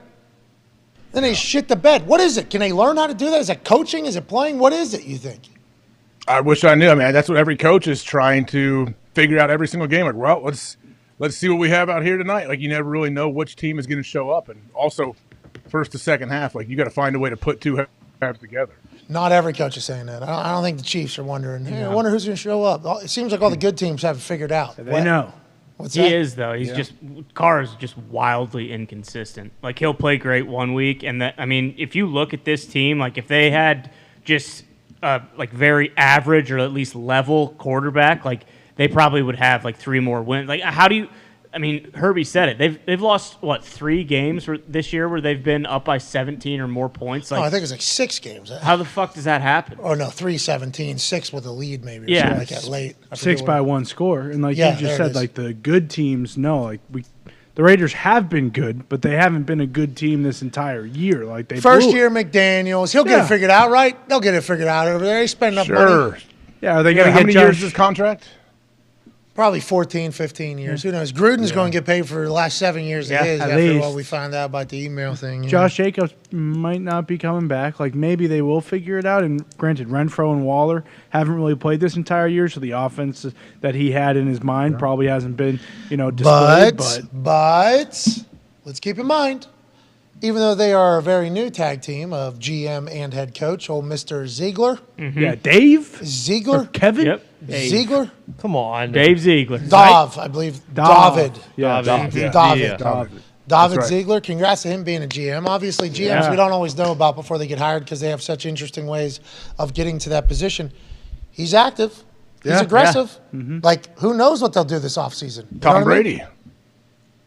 I mean, that really is what they are not going to win a Super Bowl. They're not going to win that division with Derek Carr. Like You get Tom Brady in there, that heightens everybody's everything, doesn't it? You would think so, right? I mean, wait, what's Derek's contract situation like right now? This is it. I think. I thought they extended him, but it was I thought it team was this friendly. year. I thought it was this year. I thought this year. Maybe 1 year after. Maybe it was I 2 forget years. because I thought him, I'm sure they have an out. Waller, and Renfro all got extensions after the Devontae. He's got 3 years left, but the dead cap is like next They year have it's an out, only I'm 5 guessing. million, 3 million the year after that, 1 Okay. million the year. So Easy. they What is the dead cap next year? 5 million. So they can move on if There. they want to. Yeah, there it is. Okay, cap's moving up Team to friendly. 220. Does Mark Davis have enough money? Ooh. Yeah, he does. He does. He was hanging out with. No trade clause. They'd have to come. For Tom, you could because you only need like a year or two, right? Probably just Tom one. Brady back with Josh McDaniels, living in Vegas. Gronk comes back, yeah. Gronky! Gronk in Vegas. He and AB might make it, figure it out. Yeah, I don't think so. Yeah, AB, I feel like know. that. It's got an that Alamo relationship situation. It's, seems a It's bit tough reckless to right fix. now. Yeah, a bit. Yeah, like I don't know who would be near him. I guess Kanye is the only person. Danny Boy, Yeah, and Oh, he's yeah, pretty hustle hard. level-headed, Probably so- getting good Madonna, advice from Kanye. Madonna's around him. No, just in that one photo. I don't know about on the day. to Donald day. Trump. Who? Just that one day, maybe. I don't know. That's That good. might That be lady in always. Dubai. Definitely there around in one day. Nonetheless, yeah, some troubling shit going on. Hopefully, I don't think he's going to be back in the NFL. He's not going to be back in the NFL. No. Gronk, though, there's a chance. What if Gronk comes back? You know, another year off, another year relax, go to Vegas, live a life, have a little Gronk beach party every single day out Yeah, there. right. Maybe start his own hotel, bar, pool area thing, whatever he's got to get going on. But if Tom goes there, he elevates everybody. Now, let's talk about somebody going somewhere. It is being alleged now by Danny Boy Hustle Hard. What's up, Cheech?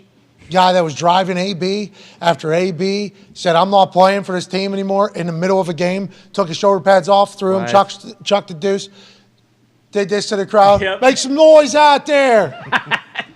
Fuck, you're watching this happen right now. You're going to talk about this forever. He leaves. He goes out the back of the stadium, actually hops into a black SUV. Let's assume it's an Escalade. And it's Danny Boy Hustle Hard.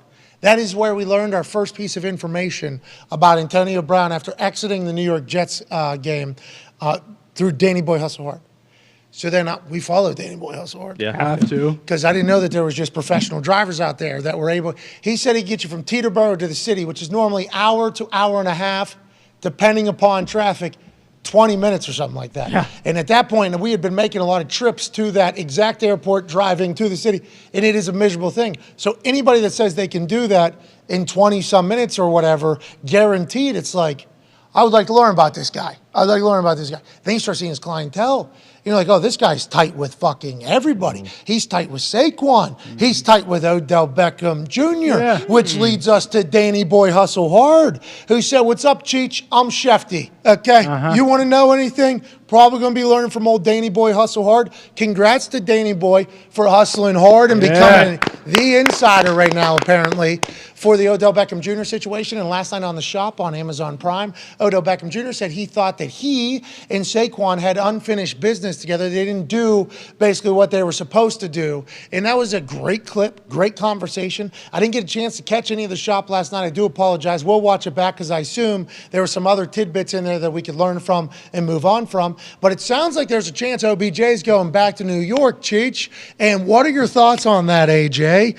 And do you think Danny Boy Hustle Hard is a potential part of the recruiting process for the Giants? The Giants said, all right, listen, we're not doing the whole fucking, we're working, okay? We're trying to win. We can't do the whole, but we will send Danny Boy Hustle Hard. Okay, we'll pay for him. Expensive, I assume. Yeah, for sure. Expensive, I assume Danny Boy is.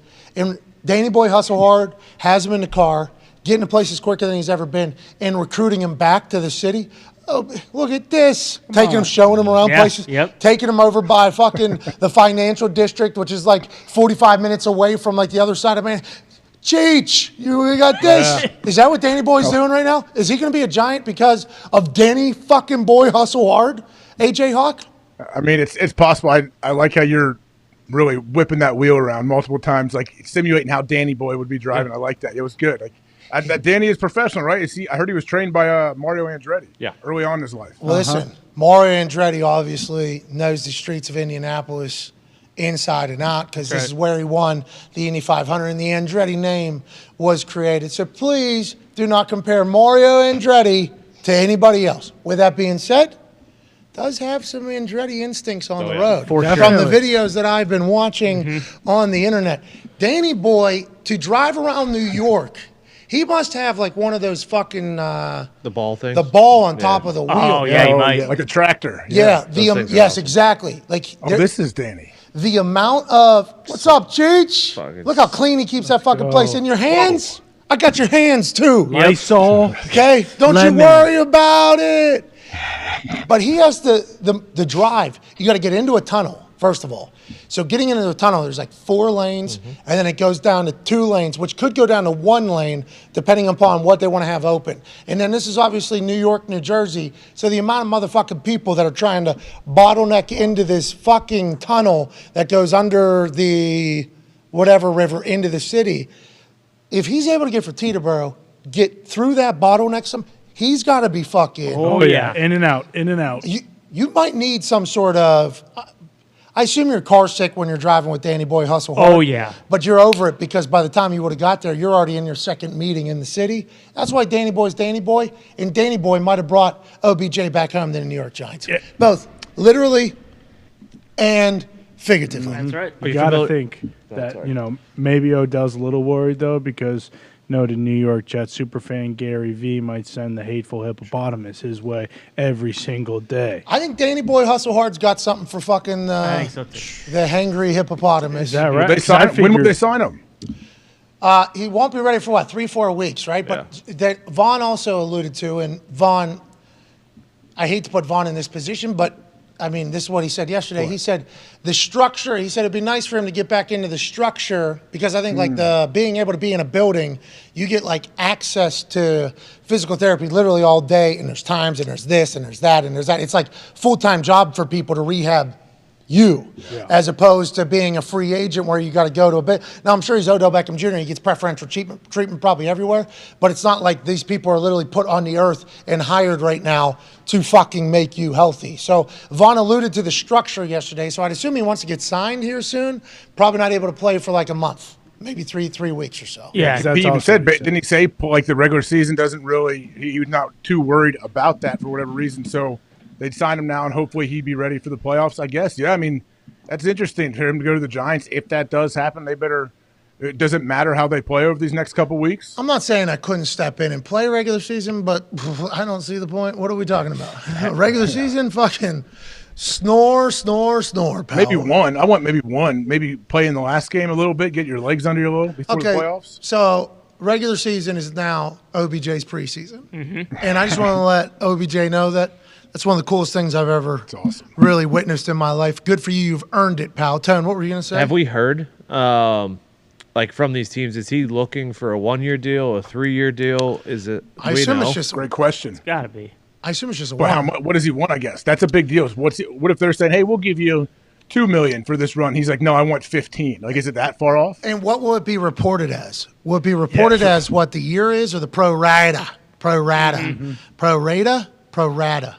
I think both apply. No idea. I say pro rat. Pro Right rata? now you confuse me. Spelled data. It's spelled R-A-T-A. Right. Some people say data. Pro bono? Those people are wrong. Mr. Free. No, I think I say data and analytics all the time. Yeah. Literally. It's one of those things where you can kind of bounce back and forth. Organization. No. Well, You're the only person. No, Adam Thielen. No. Oh, yeah. Minnesota, Canada. Yeah. That's what we got. It's Canadian. That's right. I'm hanging out with Gumpy too much. Hey, pal, I thought the Croatians were supposed to lose. I was told Brazil's the best team in the world, huh? Is Goomp wrong? Is he wrong on soccer? No, that's he's literally spot on, actually. That's what I was saying. Everything that normally Gumpy is very dialed into what Gumpy is dialed into. Like, if you want information or something on certain things, okay, and that's everybody. This is not a down. This is he is the go-to. Oh yeah. And then the next time, I know a few of them. Yeah. What's that mean? I know a few things that you can go to Gump with that he is an absolute expert. Yes. What things? There's a lot of those. Listen, just random, just non-sports stuff. Just Gump is the man of the world. Oh. ship painter What's he in talking Canada. about? Yep. Man of the world, we wish he was, because then he would be able to get into the United States Yeah. of Right. America, but you're all right. Brexit. Hey, there's a chance. Oh, we're back? Yeah, I mean, Prince Harry to let there's him been in. a lot of chances. Let's get something done. Come okay, I on. want something on paper. His name was spelled properly in this one. Okay, see, that's big. Not assumed to happen. Kyle Gump is a man. That letter. Dude, I wrote this letter. You hear? I wrote this letter about why and how Gumpy should become an American. And I took it very seriously. I'm Yeah. like, hey, listen, I took this letter, like, I did some real writing in this fucking thing. Don't put pen to paper as often. Yeah, like this that's is serious. like I'm writing right now. Yeah. Like listen, I think this is because I am under the assumption, because I don't know that world well enough, and people are going to think that I was just oblivious. I was under the assumption that somebody of some sort of importance was going to read this letter. Sure. And I wanted that person who was, I'd assume had a brain and like feelings and like a good, and that's kind of what I was told. Hey, we are presenting to insert name of group, committee, whatever it is, and they would decide what the next steps are. So I wanted that fucking person to read it like hey, feel it. Like, hey, this is a real, brought in examples of other, like probably took me a couple days to write this thing. A lot of vitamins, a lot of like I felt very good about it. Like very, very good about it. Send it in. Gets sent back from the lawyer that's representing us. We don't need any of this. What are we talking about? Just fucking, what's the job? Why is he the only person that could do that job and not another American? And what your plan is for the future or whatever. That's all. We don't need all this stuff.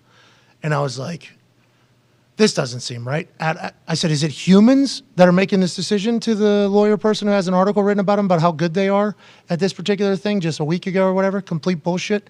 He said, oh, well, it is humans, but there's a process. And this is what they're going to want to know or whatever. I'm like, cool. Well, they can ask some follow-ups afterwards. I would like them to read this. No, we're not sending it. Told me they're not going to send that or whatever. So he's sending this other one. And in the letter that they send, they say Kyle Gump. That's not his name. Obviously, that's not his name. Gumpy's his fucking nickname. We told an actual name. They were confused because they were scrolling through his Twitter, taking screenshots of his Twitter account that had advertisements in it and half-cut. These people were the most inept people of all time. We didn't know that because we got all the information to them. And then they said, okay, we'll put this together, and then we'll send it. And it was as if it was already done. Easy, here we go. Then we don't hear anything for months and months and months and months. Oh, now we missed the deadline. Okay, we were told he's good. Oh, yeah, he can't come back for the country for 10 years. What? Excuse me? Was anybody going to tell us? What even? Yeah, he has to leave, like, immediately or whatever. Like, that guy had to get out of here, like, very quickly. Overnight. See, he has to get out of here. dark. And then we're told, once he goes back, you're good. You get a couple months back there or whatever. So then that whole process starts up again. And the people that we went to, by the way, this isn't like Indianapolis immigration lawyer. This isn't like some cheap. We paid a lot of money, and this person has fucking articles written about them, how good they are at doing immigration. We went to the top of the line. We got recommendations from people that have to deal with international workers all the time. Like 2 people sent us to this person, actually. We go to this thing. Just complete ineptitude, completely fucked Gumpy. But I think that person's going to get it. I think, the universe is a real thing. Like, I think that'll happen at one point. But yeah, now we got a new situation. And this one, we had to lay out everything we just went through right there because that's all getting presented to a human. In my letter, I believe my letter is welcomed. Those letters matter. Like they always, like I've written those for other people as well. Like I think they act like they should matter. I don't know them now. These other people were like, you're paying us this fee. This is all we need. No problem. And then they're like, oh, you presenting it? And they're like, you're good. They told us we were good. They said, you're good. Well, were they just super arrogant? They just thought that they could do anything or what? I have no idea. They were not good. We were not good. These are different letters than what AJ's writing. Like, you're writing a good thing about Gump. Like, AJ's writing the reason Wexy should be on parole. It's 2 completely different things. Yeah, he's pen pals with Dahmer. Exactly. It's not the same. That guy's dead. Who? Dahmer. Jeff Dahmer. He died. Sorry, he got beaten to death. Sorry for your loss, AJ. Apologize. Not a loss. He was a bad. Forgot you were still upset about it. How about in that movie? And I guess it wasn't portrayed accurately, and everybody was pissed that documentary series happened on him. How about him just asking? And I think it was like actual quotes from the interview. Yeah. What if you're just a bad person? Like him asking the people, like, what if you're just an evil person? Like that's a hilarious thing. And Dahmer's like, man, what am I gonna do? How could you change it? Good answer. I'm just a bad guy, basically. Yeah. Yeah. It's like, God damn. How many of those are out there? A lot. A lot. I don't like that. That's the Closer than problem. you Though. think. Kyle Gump is not one of those guys, and they're acting like Head on he a is. swivel. Yeah. The letter that I wrote, I'm going to post it. I didn't want to, I'm going to post it. Should post it. Tell us what you like about Kyle Gump. Yeah. We don't need all this Jesus. other bullshit. He's a good guy, okay. I told an American Dream story. Of a ship painter getting off the paint, masked up, couldn't even breathe in air. This whole thing. Not that mask.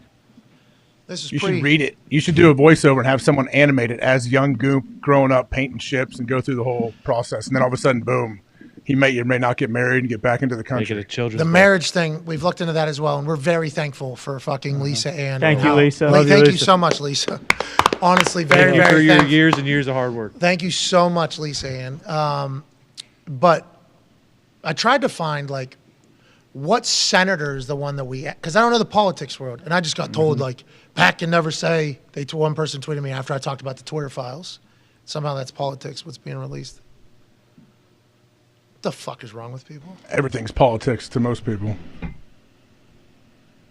Let's get fucking Gumpy back here, though. get What out. senator are we supposed to send that animated flick to, though? Like, who has the most say when it comes to, like, immigration? And be like, excuse me, we got a guy who has a 6-figure job waiting for. He used to paint ships. This fucking guy, this guy, blue-collar guy, hard-working guy, has a job, dream. What America's supposed, an American dream, waiting for him in Indianapolis, Indiana. Nobody else is equipped to do his job. He is an anomaly. He is a fucking alien. Well, no, he is a citizen of Canada. He is not. We don't want to get too crazy here. You don't want that whole thing. Anyways, he deserves to be, like, I think he Bring him deserves the home. opportunity to be an American. I don't know It why. looks like governors. Yeah, I They know have a the governor power. who has lived the American dream. y'all Okay, funny. served our military.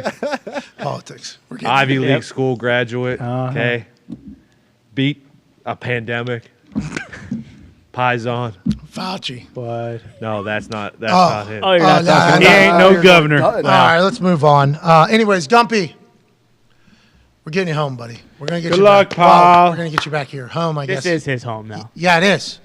He's coming. Hey, he hasn't home. even. Still got all of his stuff in his apartment. Though. Yeah, I had to go over and check on it. And Heater. thankfully- Put the So wait, heater he on. still had his one fork, knife, and plate there. he still had his one of everything, his one glass. Stack of porridge. Stack of porridge, his one red Solo cup that he reuses. Yep. Gump's the best, dude. Wish that was a joke. Hey, Gump, we miss you, buddy. Miss Love you, you, Gump. man. Miss you, Gump. I did move your TV to my apartment though, so just give me a heads up when you're coming back. All right, let's end the hour here. Gumpy, we miss you. We love you, buddy. We'll get you back. We'll get you home. Yeah, We don't know the politics game well enough to know how, but we'll fucking get you, bud. we'll figure it out. And to AJ's, that's a great idea. Make a little like movie about it. If you make something that's that great production, they might ban him from the United States for 20 years. What's your problem?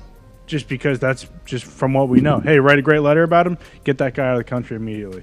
You make a good movie about him, this guy can't come back ever again.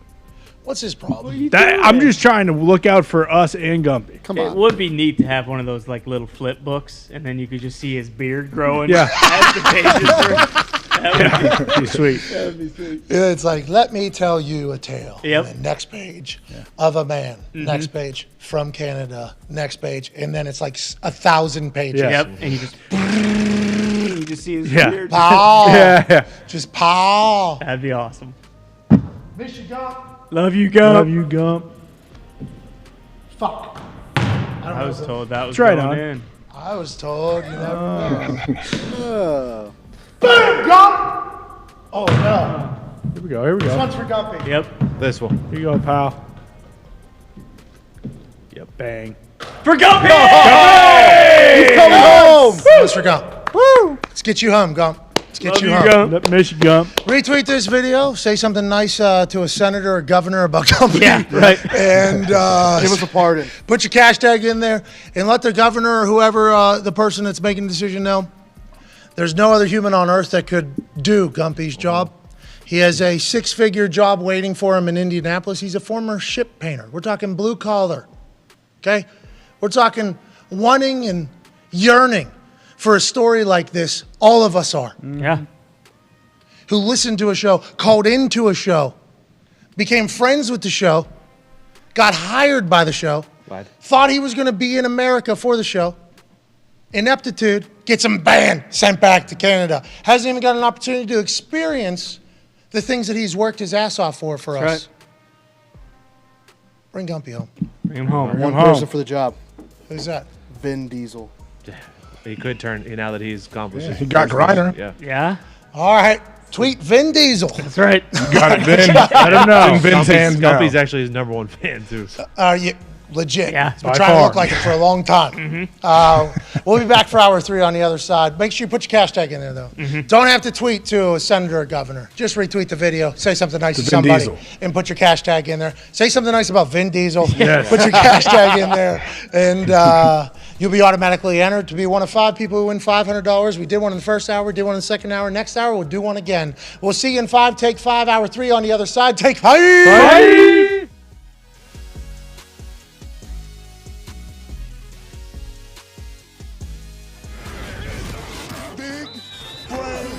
Football. Breaking news. The Kansas City Chiefs are really fucking good at football. Kelsey over the middle, length to the end zone, touchdown, Kansas City.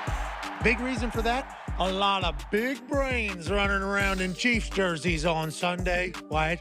Monday? What? Thursday? What? In America? What? In England? What? No matter where they play, they have high IQ. It's a beautiful thing to watch. I hit him with the bing bing, and then just go. Just go. Yeah. His eyes were in the backfield. As soon as I hit the 1-2, I was out of there. I knew I had nothing in the middle. The middle was wide open because of Sky Moore, rookie, and MVS Marquez Valdez-Scantling. Clear out in a post to occupy the safeties, and Travis Kelce's able to waltz right in for his 72nd NFL touchdown. Bravo, Travis Kelce, and thanks for the big brain football by MVS and Sky Moore. Who's backside? Clint, that was you? Yeah. Were you backside? Good. Baby, way to clear that. Who was that backside post? Scott. Huh? I think it's Scott. Scott? That way twofold. Hey, Scott. Kansas City's receivers might not be big names in the kingdom just yet, but they got big old brains. Marquez Valdez-Scantling. It wasn't a coincidence MVS was open down the seam. No. You didn't even cross the hat. You right on the hat. Yeah, I literally, they went inverse. I saw the safety run way over there. The other ones, I'm like, take it throughout the half. Against the inverted safeties, MVS knew that the middle of the field would be wide open. Mahomes had a hunch that the 4.37 speed on a linebacker might be a favorable matchup. A dart thrown by Patrick Mahomes. Great job. Yes, sir. One of the problems sometimes when you try and disguise coverages and drop somebody back late, you can zip somebody right past it. And it's exactly what happened with Marquez Valdez-Scantling. That safety pressure, immediate invert. That's what it means every time. Knowing coverages and how to beat them, that's smart football. But what Mahomes did on his second touchdown pass was a work of wizardry in the art of football IQ. At the 2, they fake the trap. Now Mahomes scrambling to his right, holding it, gets off the hit, now lunging forward, and now fires it late, caught at the back of the end zone. Clyde Edwards-Helaire, Mahomes with the touchdown pass. Absolute banana land. Dude takes a snap, scrambles around for 7 seconds, which is almost a full bull ride, okay? Almost full bull ride. Spins, throws a touchdown, all the while remembering that they snapped the ball on the 2-yard line, and he cannot cross that line and still throw a football. Yo, I'm close. You got it. As long as you're there, you're good. You get out of the pocket. Great. You make one of the league's best linebackers miss. Even better. But to stay behind the line of scrimmage so you can throw a touchdown, that's some big brain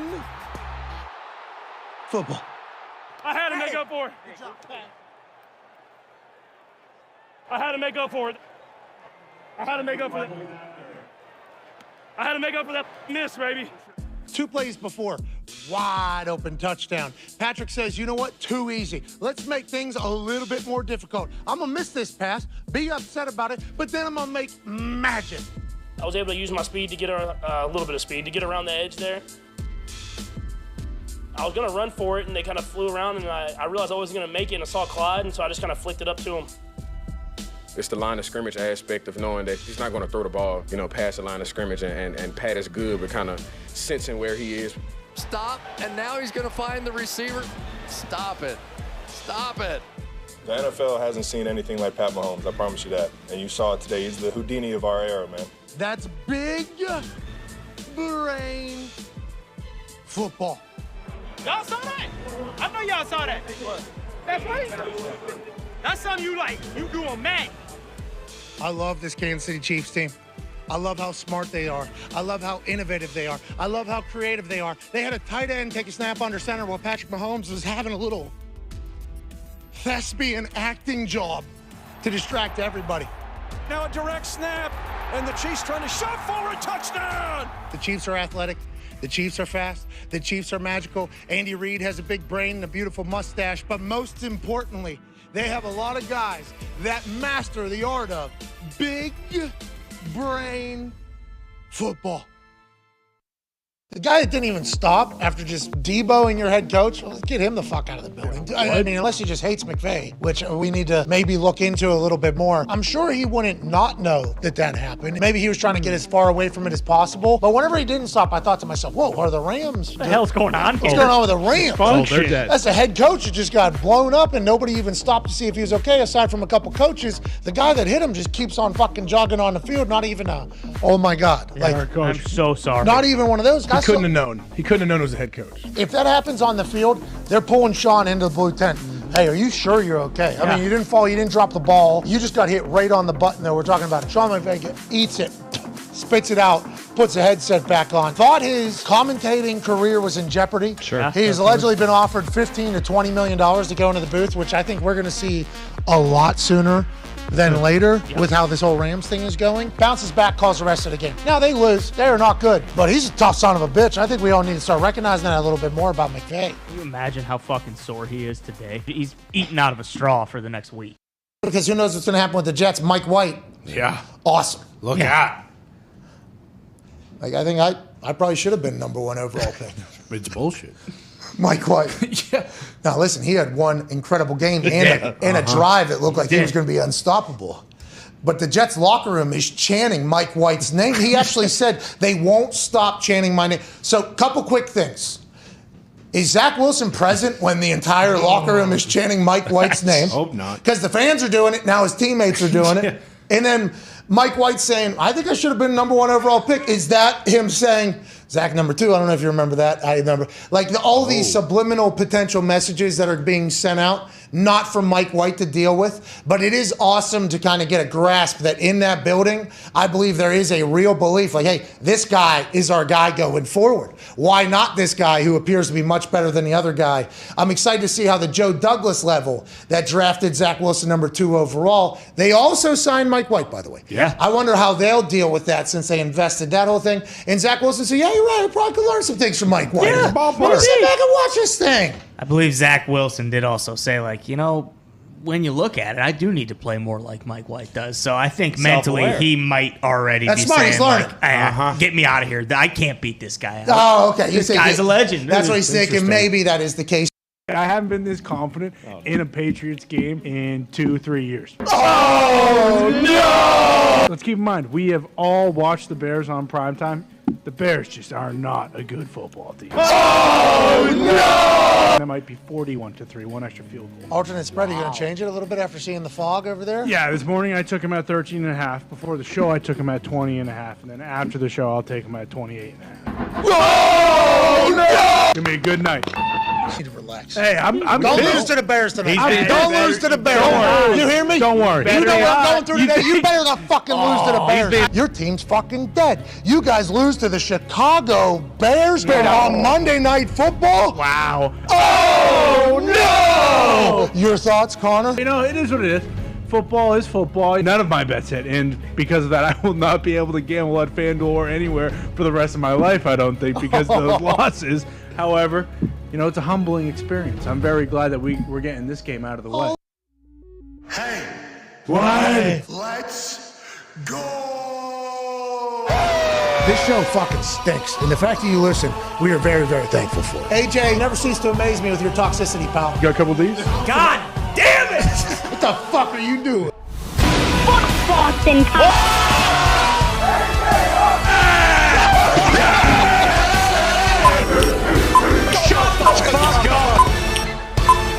Hello, beautiful people. Welcome back to our humble abode, the Thunderdome, on this Feel Good Friday, December 9th, 2022. Hour 3 starts right now. Football! You saw his massive head being displayed on this massive screen right here. He's a college football national champion. He's a Super Bowl champion. He's a Ryder Cup champion. He's a COVID survivor. What? Ladies and gentlemen, AJ Hall. AJ, how do you think you look whenever you're at the head of the table, if you will? You're not the head of the table. Yeah. That's Roman Reigns. Right. But whenever this shot pops up, how does it make you feel? Do you feel powerful? Do you feel large and in charge? Do you Right. feel as if you're the guy with all the power in the hour? Because you're not only a champion in football, you're a champion in golf, you're a video game pundit, Right. you fucking talk shit about the NBA. Do you feel so good to be the man that's at the top of this entire conversation every single hour, AJ Hawk? No, I've never really given it much thought. But what have I said bad about the NBA ever? I don't talk trash on the NBA. Yeah, you do. No, you were in that Draymond Green thing, the punditry thing. Yeah, you remember? Yeah. Part of that montage. It was the kickoff of the season. Yeah, with Jordan Poole. You were literally in the opening of the NBA season. Remember? With the Draymond Green. I don't know how you become friends after that, Yeah. I believe is what you said. Oh. You All remember? NBA players have glass jaws. You said something like that. Neither of those guys are from Ohio. Yeah. That guy was from Ohio. He would have been dead. Something like that. Yeah, but he went to Michigan State, so he's not. Yeah. Mm-hmm. Speaking of Michigan State, Talks Tables here at Boston Connor, at Ty Schmidt. One half of the Hammer. Done. Cowboys, 10 Diggs is here. The other half of the Hammer. Done. Cowboys, locked in Canada. Yeah. Just let them out. Bring them on. Gumpy's coming home. He's coming home. Tell the committee he's coming home. Let the rain paint the ship. Let the man fucking live. And I'll pay him the money. And he'll work real hard. Coming home. Coming home. Tell the committee God needs to come home. He'll be back where he belongs. That song is a banger. Yeah, it's a great song. Yeah, you know, Diddy comes bopping afterwards after the whole thing. Anyways, the other half of the Hammer, Dahn. Cowboys, Gumpy is stuck in Canada. He's still on Hammer, Dahn. Every single day after this show, 15 minutes at youtube.com/Hammer, Dahn. That's DAHN. People get real pissed off whenever we do that because they say it's all choreographed and scripted. It's not. Anytime you hear Hammer, you gotta say, Dahn. Yeah, you've been winning. We have not. Tone has the super boost this weekend. Good luck, Tone. Let's Go get him, Tony. It's Reverse the Curse Super Boost. I think I've already heard the early inklings to Yep. it. It'll be available on FanDuel, and this is the one that's going to turn it all around. Tone, you have great responsibility on your shoulders, but you've done great work. That's why we have great confidence that you'll have a great outcome, and we will reverse the curse. Ride it all the way for the rest of the year. Thank you, Tone, for that. We'll be fighting fire with fire this weekend, okay? There's a curse. There's only one way to break a curse, and that's with other... No, I wouldn't say curses. I would say positive beings. There you go. Well said. That wouldn't be fire with fire, though. That would be fire with What's like, an example water. of that? What would that be? Okay, well, there's just certain games that I have rules that I have to bet on. Oh, so these are... You're fighting curses with, like, your standards. Yeah, with my rules of betting, Rituals. okay? Got it. There's, Rituals, yes. There's first game for interim coaches, okay? I just hired a quarterback 24 hours ago. There's death games. There's fucking, Saw one of those last night. Yeah, that's right. there's banner night games. There's different things that you have to bet on, and we got a couple opportunities this weekend. Hell yeah. Do you want to give it away right now or no? Can I? No, don't, because Okay. somebody else will hop on it and Yep. give it a boost quicker than we'll be able to even get a boost. Exactly. I like it though, AJ. Wait till you hear this one. AJ, I mean, Tone this is straight from Tone. straight from Tone. Yeah, Tone has a very unique brain, so I look forward to seeing what he puts out there. As do you. That's why we thought maybe last night we get a winner under your reigns, but obviously it's been cursed, and we're fighting the curse with the rules of gambling. Yeah. Through 10 Diggs' eyes. So, baby Tony. Getting back to the fundamentals, getting back to the basics. They might have thought we got too flashy. We have not, but maybe there was a misunderstanding between us and the gambling gods about us maybe losing who we were. We're not. We're going back to our fucking basics. right. We're going back to day one stuff. Tom Amansky, rules of gambling, Bingo. 101. Bam, bam, Yeah. bam. That was that guy? Yeah. Bingo. Fuck it. This is an instructional Fred video that McGriff. works. Yeah, with Crime Yeah, Dog. speaking of which, Crime Dog, congrats on the Hall of Fame. Yeah. Really? Oh, yeah. Because of Tom Amansky. Because of Tom Amansky. yeah. Crime Dog was like Smokey the Bear. but- Yeah. Well, no, you're thinking of Fred McGriff. You're thinking We're of talking. Scruff McGruff, Scruff Chicago, McGruff, Illinois, who was 60652. 60652. Take a bite out of crime. Scruff McGruff was awesome. Yeah, he locked a lot of people up for misdemeanor marijuana charges, though. Correct. So Oh, Scruff McGruff was a part of that whole campaign? But at the time, it wasn't misdemeanor. Where is Scruff McGruff? He's probably dead, it sounds like. I don't know how long bears live for, dogs live for. Well. There might Speaking be of, some yeah. part of that whole thing. Mm-hmm. That's good. I like what we're doing this weekend. We're winning this weekend. I'm max uniting on that, whatever they'll let me have. I need it. I've been on quite a, you know that little trophy in the corner on the settled page? Yep. Sure. That little blue trophy. Mm-hmm. You'll learn this in Ohio after January 1. Welcome, by the way, Ohio. It's coming. Congratulations. Let's go. It's coming. Very soon. There's active on your bets, right? There's active bets if you want to be reminded of what you're betting. And I think that should be a little bit easier. They should figure that out a little bit more, the active bets part. And they are. They're great. They have check marks on things. They have stats on things. It is a fantastic. And then there's another tab. It's like settled, you know, on this side here. And they put like a little blue with a little trophy on the top right corner of the ones that you've won. Yeah. You know, like the bets that you've won. Boy, no trophies. Not a lot of them. I thought they were giving Is there a everybody big trophies. red X? Is there like a bad thing, or is it just They don't rub it in your face. Just a square, yeah. Just That's a nice basic of them. ass gray white square. Mm-hmm. Honestly, haven't seen one in a long time. Last night felt like a layup. Felt like they were gifting us something. We win this weekend, AJ. We'll make our picks here momentarily, but we do have to chit-chat about something that has taken place. And it's taken us 2 hours and 17 minutes, mostly because the conversations we've been having have been so fucking sophisticated. Of course. I haven't been able to get distracted that I didn't even write, like, put proper love on something. Yeah. Foxy has his own Detroit Red Wings sweater right there. Wow. Because Foxy, you know what I know. The Pittsburgh Penguins. Oh. The Pittsburgh Penguins sent me a sweater 2 weeks ago. And the Detroit Red Wings were like, "Whoa, that's how you're supposed to do it," or whatever. So they sent Foxy one. Congrats to Foxy, who also did an interview with the Minnesota Vikings social media representative. Wow. But congrats on the new hockey sweater. It looks fantastic. Thank you. What's the number 12 for? What's the number 12? 12's my number. I've always loved it, so that's what I went with because, Pat, I noticed your jersey. It's very nice, but I don't believe yours is custom made like. No! I could be wrong. I could be wrong. Is yours? Is yours custom made? Yeah, you got a one on there. Yeah, sure. No. Oh my God. No. What? That's what they wear for like pictures. What a boot. Is that What off the That's rack? so Is interesting that because off the rack? This was a real. gift. This was a gift from CFO Phil, Nick. I forget who else. There's like a little Paddle team. bags. Paddle bags was there, my man. Like there's a whole team. I think Phil's dad was in there. It was one of my birthdays. This and like some other stuff. We went to a Penguin. It was awesome. I'm shoot Penguins fan. Yeah. I don't Big fol- time. Don't follow it as like close as I would will when I'm retired. I think when I'm done because it's right. Like what am I supposed to do right now? Like. It's not on TV here. What do you? Yeah, it's hard to find everything like that. It's on I'm- ESPN Plus. I'm not like obsessed with it like hockey people are, which I respect, but I am a Penguins fan. Only team that we were able to get tickets to go see is growing up as a kid. So like, I love the Pens. So the boys got me, a nice little boomstick jersey a couple years ago. Hey, and that's a great gift from friends, right? But That gift didn't come straight from the organization. Yeah, this one came from the Penguins. We had nothing on there. Like, hey, put whatever number you want on there, whatever name you want on there, do it as a giveaway. Yeah, that whole thing.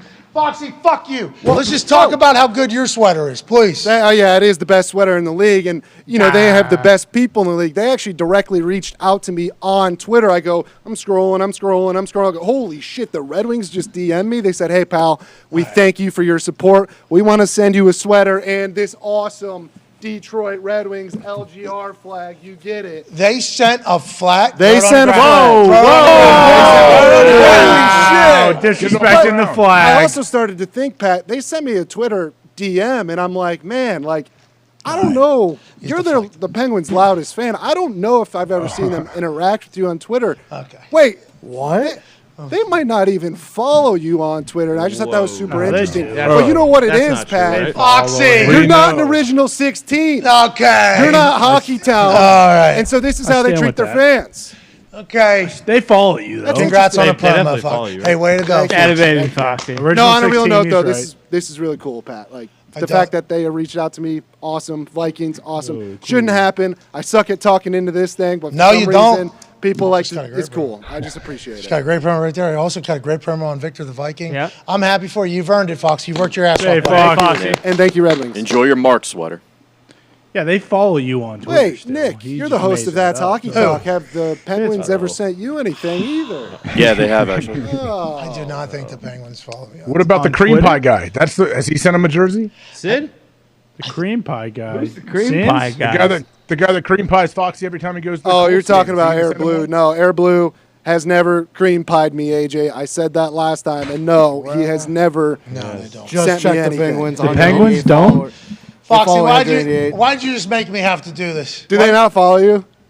Do they not? Do they not? This guy. Jesus. This Foxy, I'm place. not good at talking in a microphone right there. He's just got me in a pretzel over here. I don't even know what you guys were talking about because I was like, I actually heard him what he said. I'm like, I think he's right with that. Pat, this isn't your fault, though. This is clearly the No, Penguins' fault. yeah, because they're not an original 16. Not your second class What are we franchise. even talking about here? Mickey Mouse organization is what we're talking about. No, we're talking about winning games on the ice, not some social media. Who said, she said. Okay, Foxy, your team stinks. No, the I don't Penguins are the best. What are that? I don't know if we're winning a lot of games. You guys got a winning record. I mean, you're not 21-3, but you got a winning You're record. not 21-3 anymore. Yeah, we're 21-3-1, but still, overtime loss. Still get a point. See, that jersey's awesome. No loss at It's just home. missing one thing. That fits nice. Fits Yeah, very well. It does hockey fit sweaters well. are really good for something that is built like a barrel to wear in public. This one's for fucking. I could strap into this, boys. Let's go fighting. Oh, wow, that's a onesie? I What? could strap into this, boys. Yeah, this is a fucking game jersey, Foxy. That's why my name's on it. They say you got to earn your number, dude. Who was it worn by? Pete the Penguin, or what was the? Fucking name's Iceberg. Oh, Iceberg. Excuse me. Pete the Penguin? Are you fucking? Hey, have the Penguins ever reached out and said, hey, whenever you're in town, you need tickets, just let me know? Because that maybe happened with our interaction with the Red Wings, too. Oh my God. Yeah, No, that's that 'cause has they never have- happened. I pay a lot of money for those tickets, and it's well worth it. Oh, what is Mario Lemieux, who sold the team now, I'm giving it to somebody else. Fenway Sports What Group. is the last time Foxy went and supported his team in person? I'm busy. I'm working. You know how it goes, just That's like weird. Tomlin said. And the Red Wings know, You too. saying yes. Pat's not busy because he's went back and supported the Pens? Yeah, I've paid a lot of money for tickets to go watch That's it. And the I only actually went with reason you once. they Yeah, can it was a give- great time. It Got a was. plane to go watch It was awesome. They can only give Foxy tickets because no one goes to the fucking game. No, They can't that's give not you valid. tickets We're 'cause hockey time. people We're go hockey All to right, the let's game. move along. Anyways, Foxy, great promo, and thank you for reminding me that they don't. No, thank you, though. This So is I'm really going to keep cool. grinding. All right. Keep grinding. What is the deal? Yeah. How many Penguins fans are out there? A lot? Is there a lot of Nick, do you know? How many Penguins fans are out there? A lot of Yeah, them? what do you mean? Let's Brett just be Michaels is out there who? Yeah. What's a lot? No, That's a lot Brett of Brett people. That's Michaels a lot is of Penguins. a Tampa Bay Lightning fan. Well, hard not to that's be. right. I'll tell you what. Go Boats. That's what I was just go going to Boats. say. You're going to keep grinding, but if Sid and Malkin and Letang are out in the next 5 years, are you? What? You know, if they call it, hell of a career. Sidney By all Crosby, second greatest hockey player of all time. He's right behind Bobby Orr. Right behind Mario Lemieux. Who's, Who's third? So all those guys that you mentioned, No. we're talking about old Wayno up Talk there. about the great one here. Talking about old Wayno up there. If Mario was healthy for his whole career, he would add more points. I agree. And Shoulda, coulda, woulda. Ifs were fists. We'd all If be my drunk. aunt That's right. was Whoa. What? the queen, you'd be. not a drunk, she'd still be alive. You know, something along those lines. Oh. I don't think that. I've What? never heard that. I like that Oh, one. really? Yeah. Never heard that It's one. a big Irish Catholic. It's a big Irish Catholic one. Somebody tweeted me, and this is going back to the Super Boost curse. I guess in our open, you say GD. Did you know that? Yeah, I That's Mel scream Kiper. it. Yeah, Mad Mel. Mad Mel. Classic. It's not you. It's Mad Mel. Yeah. It's not even a real character. I went to Catholic school, so I can say that. What's wrong with GD? So I've never understood it either, but there's people who do not like it. Yeah, you can't take the Lord's name in vain. It's not as But you're bad not- as- That wasn't me though. That was a character I was playing. Yeah, that's Mel Kiper. That's Yeah, Mad Mel. It's not like you said, Parody, JT. parody law. Just real quick though, why is that such a? You're Ohio, a very religious place. You went to a Catholic school. Why has it? I know that that's a thing. I apologize for not being around enough people that are as religious to like really fully explain it to me. So that just automatically means that you're mocking God if you say "God damn it" as like I guess, yeah, taking his name in vain. Some people. Why? I guess is some that? people assume that, yeah. That's I didn't not- go to Catholic school, but yeah, to some people. I grew up going to Catholic church. That's not my intent though. So like I didn't do that. Even just I don't saying think they care about Jesus intent. Christ, people get mad about Yeah. that. So Or there's just a nothing really Christ. that hits some particular situations as good as a good old Jesus Christ. Yeah. And it's just like the reason why you're saying it is because it's an unattainable thing that just happened basically. So it's almost a compliment. Are you spreading the Yeah. word of Jesus? It is. Yeah, keeping the name up. Yeah, why isn't intent ever thought about in that whole thing? Well, I guess they're not the only ones. Yeah, I guess sure. they're not the only ones that aren't listening. Because the Intent word- doesn't matter with most things, I feel like now, right? Especially in helmet-to-helmet situations on, Yeah, sure. on a football field. That's right. And that's Right. definitely what we're talking about, aren't we? That's right. Yes. Let's move along. The Broncos are planning a $100 million refurbishment of Mile High Stadium or Field, whatever it is called. And this is an interesting thing because it's on the heels of the Buffalo Bills, who are doing the same thing, putting hundreds and hundreds of millions of dollars into refurbish and change the stadium. They're not building a new one, not putting a dome over the Buffalo Stadium, but they are putting a canopy over 60% Yes. of it, I do believe. So hopefully that will at least deter some of the weather from ruining a game or changing a game completely up there in Buffalo. Now with the newest, richest owners in the NFL becoming the Denver Broncos owners, they're putting $100 million in there thanks to Sports Business Journal for reporting that. And here's a fascinating thing, that G4 program is all the owners. They have their own bank that you're allowed to go into. G4, I don't know what that stands for, but it could stand for Grant 4, right? Grant 4 Stadium, Grant 4 this. I have no idea. In my eyes, that's how I remembered what the fuck it means after reading about it till this moment right now. So this G4 thing, it'll have to get approved by the other owners. Then he'll obviously, the owners will have to pay it back to the other owners. And then there's like an interest on top of it that comes from away team seats tickets money.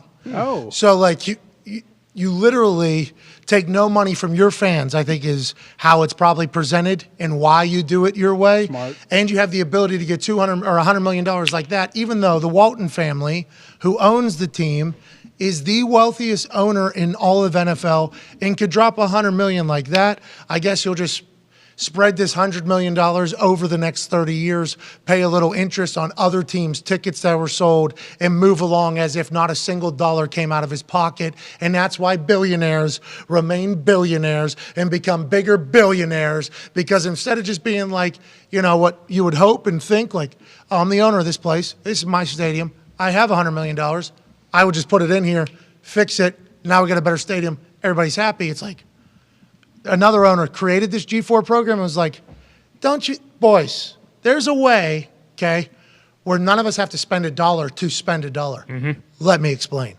We have a fund. It's a bank. We'll call it a bank. You take a loan out of the bank. Guess what you do back? You pay it back with interest. So the money that we put in the bank is actually making money off of everybody else's money.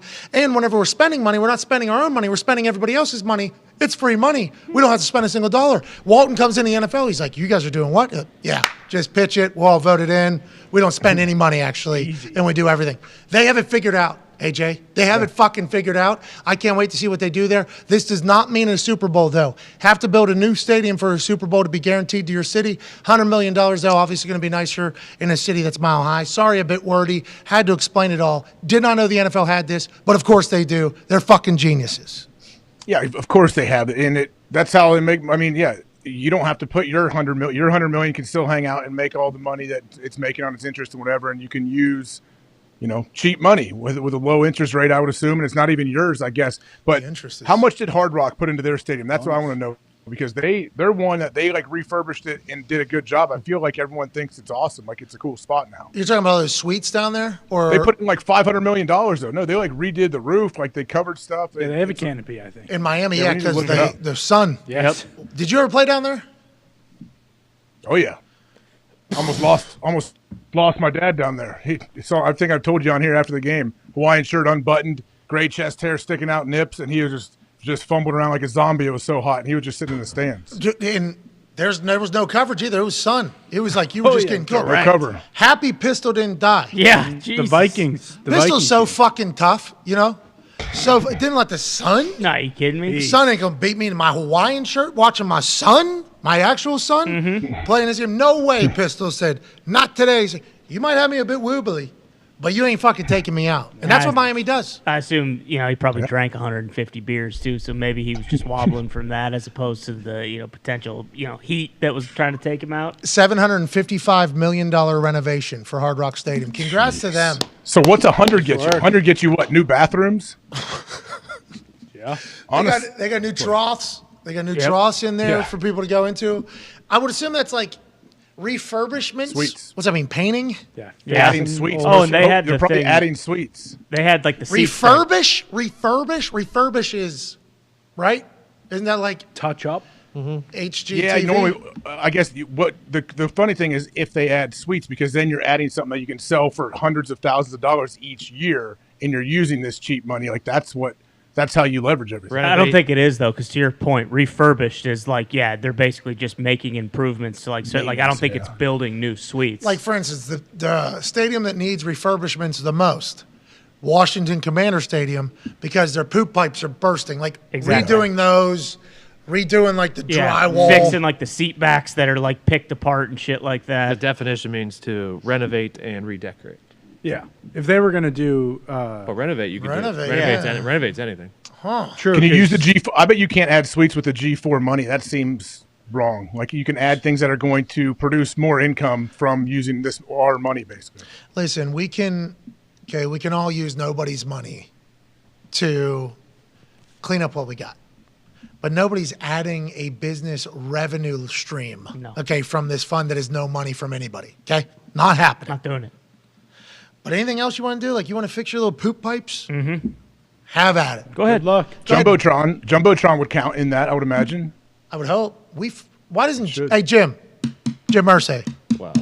That's because... I certainly have the power to do this. Mm-hmm. Pittsburgh Penguins don't even send me a jersey with my fucking name on it. But, hey, Jim, I got ideas, okay? I don't want to say congratulations, but congratulations. Me and the boys have seen an entire season at your stadium as fans, experiencing it as fans. I think we do a pretty good job on a day-to-day basis to give a breakdown of what the normal person probably feels about the whole situation that we're in. I think that's why we're a show. I think that's why people respect it, because we're a bunch of just regular stooges, basically, who get to do absurd things. We understand that. We're very appreciative of that. We're grateful for these opportunities. People seem to listen. When they stop, we'll completely understand and we'll move on. But all this thing, Jim, we got to experience it. Put the fucking Jumbotron right over the window, okay? Have the window be the outline of the Jumbotron. Would look so cool. So cool. So you don't have to worry about the terrible wind issue that if you get a passing quarterback that's going to come in here like Peyton was, when Peyton would say, we're shutting the fucking roof and the window. We're throwing the ball around, okay? And then Vinatieri would be like, yes. And they're like, Pat, do you care? And I'd be like, does it matter? And they're like, no, nothing you say matters. Like, okay. I would like it closed though, if anything like that. That Jumbotron could be big, right? Because now they just have a corner Jumbotron on either side, and it's like as big as our wall here in the Thunderdome. It's as big as, I think that is the same size. Yeah, I've seen it. As the thing that's there. Right in front of that window. I mean, you could put a state-of-the-art fucking, and now we just learned. Both sides, though. Both sides. So you can see it from the outside, too. Is there an area they could congregate and watch from out there? So, yeah. Because there's actually a concert thing right there. It's good for the bums. Perfect. Yeah. And now I heard, Jim, you know this, you've been in the NFL longer than me. There's a fund where it costs no money to do it. You know what I mean? There's a G4 program is what it's called. You just get a loan up to $200 million, okay? So you might have to put maybe $22 or something into it for this thing. Do that. But What? He's not going to take money from the NFL when he can just take it from the people in Indiana. Okay. Anyways, who cares? can we please do that? That'd be awesome. And with the rise of sports gambling, Argentina's up 1-0 over the Netherlands. Was it Messi? We all had bet heavy on Messi. To Come score. on, Messi. MLS's own. He seems to be at the back of the. It was. It was not him. No. He was in the middle of the circle. Yeah, everyone He was was hugging certainly in the him. middle of the circle. Isn't there a lot of heat on him? Like, he needs to score, right? He scored last game. I mean, he Oh, okay. plus he- 185. He's hugging the guy who's on the bottom. That's why. Never want to be on the bottom of one of those No, piles. that'd be weird. Oh, no. Yeah, it hurts. Ringworm, I mean. Those football piles that happen. I don't know how anybody wants to be on the bottom of this. All the time. Does anyone say they want to be on the bottom? No, of but the people piles down there? slide though, and it's like you're Trying to asking get the for it. ball, trying to win a game. No, I'm talking about celebratory. I'm not talking about the fucking Oh, yeah, no.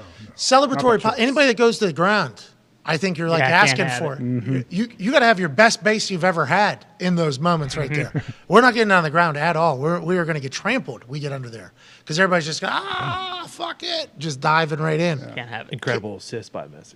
It doesn't count. Messi. It doesn't count, Matthew. Now the Netherlands is going to have to push Messi counter. He'll score. Oh from yeah, 50 you're right. yards This is out. going to open things up. Bingo.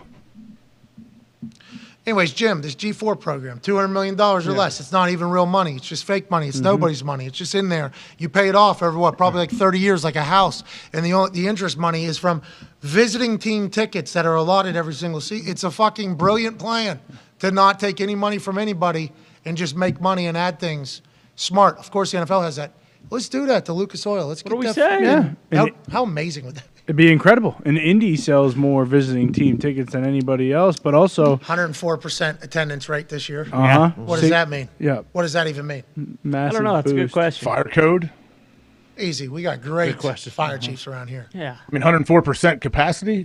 Fire Fire marshals. chief's upset. The fire marshals did their job. Okay, fire marshals are great out here. Let's fucking relax. Okay, these are people that I'm choose saying to serve. the reporting. I'm not talking about the fire chief. I'm talking about the reporting of over 100% attendance. They wouldn't. Yeah, they're squeezing nickels into dimes. I do think getting a quarterback first would help, just as far as generating revenue, because then more people want to go. They'll buy jerseys probably, and they won't have to. Oh, actually, that's probably why they've changed quarterbacks every year. So every year, the fans have to buy a new jersey. Well, and that's the thing about Fanatics. They have like MTO style jerseys. Yeah. Yep. It's not like MTO made to order. Obviously, Sheetz gas station. Hell yeah. Wawa's coming to Indiana. Did you hear this? Really? Nice. I think I saw a report on the internet. It was That's a big big news. win. Indiana, Kentucky, and Ohio, maybe. If I saw the right report on the internet, I think Wawa's coming out We need here. a Buc-ee's too. What's that? I don't know what a buck. Oh, Texas, right? Texas one, That's yeah. Texas. It's basically a mall. It's a Walmart gas Yeah. station. It's It's unbelievable. huge. Love this. Yeah. Walmart says might start closing stores because they're losing $3 billion a year to theft. That's why they're going to G4 program. Bingo. Yeah. Oh yeah. Asset You protection. say $3 billion? Yep.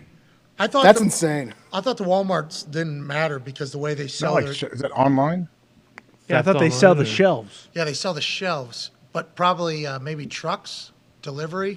They've got a massive problem with people using self-checkouts and just taking shit. I always use self-checkout, first of all. Yeah, I mean, if it's absolutely. Yeah, That's the go. those who don't are the same people that don't walk on moving sidewalks. Yes. Bingo. I mean, if you're Like, getting why are you not? if you're getting a bunch of groceries, like fuck it, someone else can bag those. That's what they're getting paid No, for. concur. There's a time and a place, but like if you just got 5-6 things. Oh yeah, if you're going through the regular No. checkout line with that, you are an absolute fucking buffoon. So that's $3 billion per year. If there's a self-checkout open.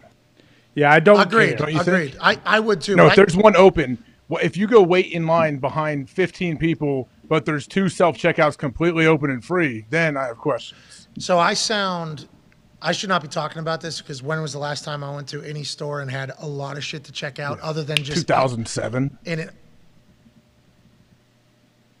No, I mean long time. I couldn't tell you the last time that it was a fucking couple shopping carts full of shit that I'm checking. Fireworks, probably that one time. Fireworks, but that's just at one. There's one person True. standing right next to the door at the table there. But that's it, really. So I don't know. I am a self-checkout person as well, but I could see how people who have a shit ton of things. Oh yeah, if I'm getting groceries full cart, I ain't fucking bagging that shit myself. No I agree. Way. No way. Scan. Yeah, I'm with you there. Send. With you. Yeah. Put it in the cart too. That's what you're saying. Yeah. Do everything for me. and I'm wheeling it out of here. You're not getting a tip. See you later. Boom. That's what you're getting paid for. And don't That's put what the, you're getting paid, Don't put the $3. fucking eggs on the bottom and then put a gallon of milk on top of it. Because they'll fucking do that to you, too. Get all pissy because you got a bunch of stuff. So if I'm getting eggs, which is something I've gotten, I don't want to put it in the hands of somebody else. You know what I mean? With the bread, too, I'm holding it myself. I think that's why we're self-checkout people. I think it's like this bag, do this bag. It's how you put it on the actual conveyor belt, too, right?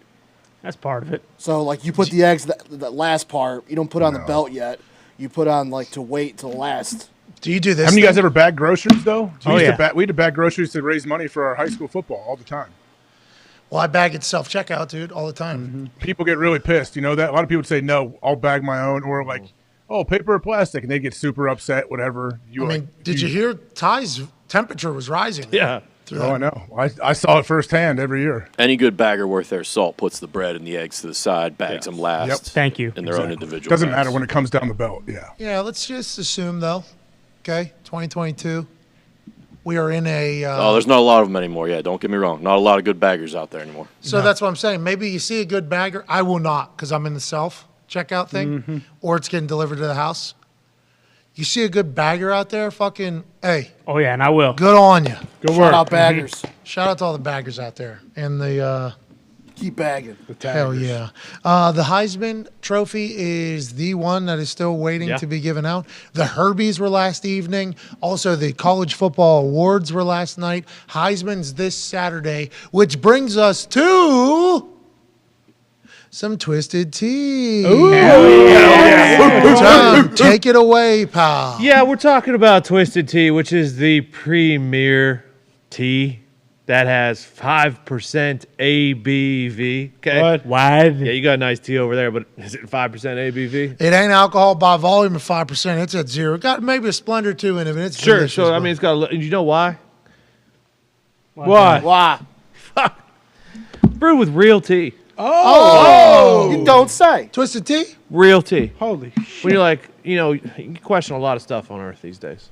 A lot. Ton. Especially if Steph Curry's going to keep doing what Exactly. he's doing. Yeah, Steph, do another sport, bro. Can't be. We should bet against him as a team next time they play.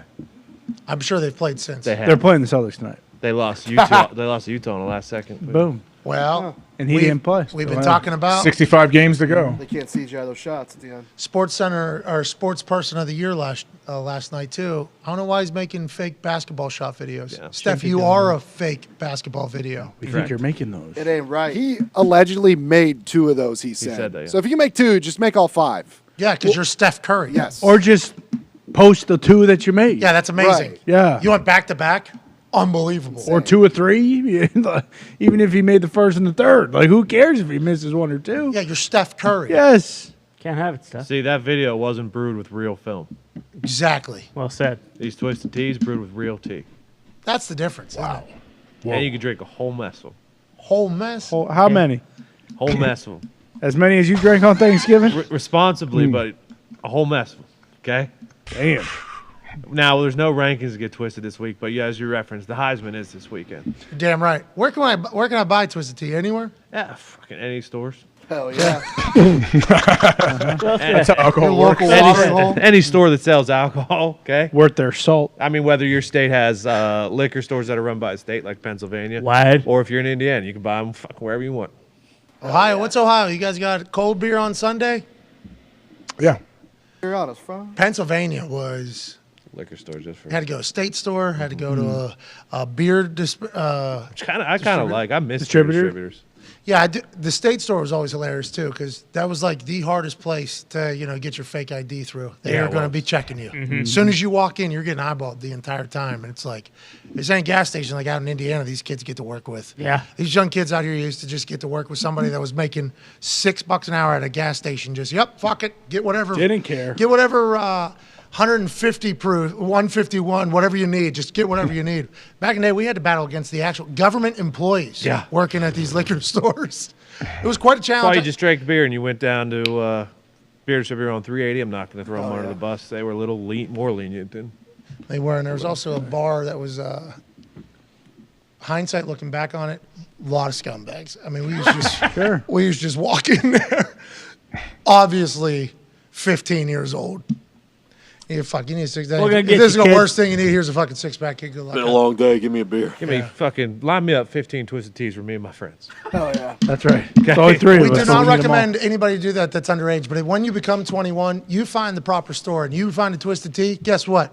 Life got a whole mess better. A whole mess better. Whole mess better. Ain't that right? So no ratings there, no power, no ranking, no power rankings this week. There we go. Heisman this week. Okay. Where's the jacket? What's this bullshit? Yeah, what happened? Every time I watch this. Where the hell are Want me to grab it?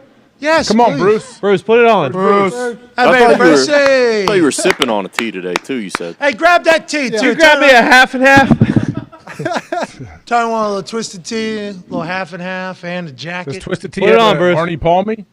Alert. I don't think they're allowed to call it that. No, but What a good movie. real natural tea. Here, can I get I'm one saying of that those? they have, Brew- if they real make, tea. they brew some other flavors. Thank you, Brucey. Congrats to the Croatians, Bruce Yeah. Bronovich. Bruce with the Here you haircut. go. Is this like No, TV no, I'll or put the we hat on. The live? jacket Tone. too. Yeah, Bruce. Tone. Yeah, Tone. Bruce can't hear me, but he does look like a suit now with that haircut. Hey, you. AJ said you look like a full-blown suit with that haircut now. You look Shots good. We fired. think you look good, Bruce. That's Thank you, it, Bruce Bruce. Bronovich. Way to go, Bronovich. Mr. Bronovich. This guy. Oh, come on, Tom. Hey, baby Tony. Tone. Way to go, Tone. Twisted Tone. Oh, that's the way the twisted is falling on your back is perfect. Yeah, it just says T right above your ass there. Yeah.